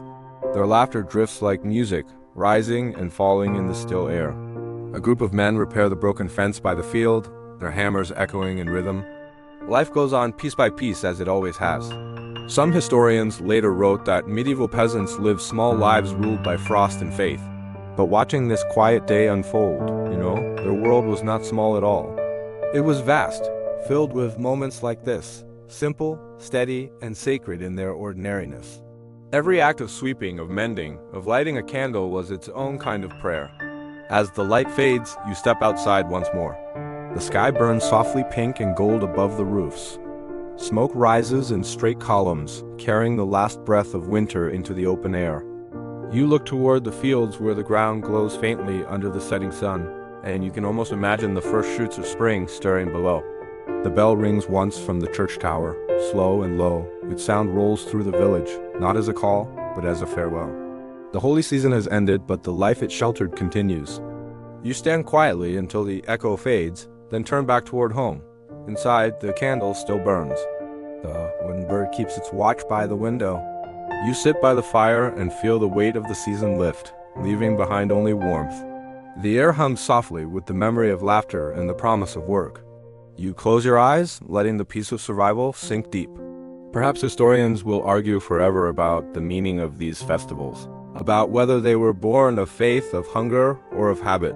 But sitting here, you know what they truly were. The art of endurance made joyful. The village learned to dance inside its hardship, to turn cold into comfort and darkness into light. The candle flickers one last time before settling into a steady glow. Outside, the wind moves gently through the bare branches, carrying the faint scent of thawed earth. The year begins again, quiet and endless, waiting for its next story to be told. The fire burns lower now, its glow soft and steady against the dark. You lean back, listening to the faint crackle, the whisper of wood surrendering to warmth. Outside, the wind has stilled. The world feels wrapped in quiet, like a blanket drawn over the last of winter's rest. You can almost hear the rhythm of the months ahead, plows breaking soil, rain on rooftops, the hum of bees when the frost finally loosens its grip. But tonight you are between seasons, resting in that tender space where memory meets possibility. The air smells faintly of ash and pine. Shadows dance slowly across the walls, stretching and folding as the fire fades. The wooden bird by the window glows faintly in the candlelight, a small reminder of everything the season carried. Laughter, hunger, kindness, survival. The villagers sleep now, each cottage holding its own quiet story. The snow outside will melt by morning, and the fields will wake again, green with new beginnings. The voices that filled the square, the songs, the games, the prayers, they linger only as warmth in the air, woven into the smoke that rises gently through the night. You close your eyes. The last of the fire hums softly, like a heartbeat under your breath. Tomorrow will come, and with it the work, the worries, the ordinary beauty of living, but for now there is only stillness. You take one long, slow breath and let it out, feeling the peace settle around you like falling snow. The light on the hearth trembles, then steadies, the smallest star in the quiet universe of your home. Sleep comes easily, and the dream of spring follows close behind.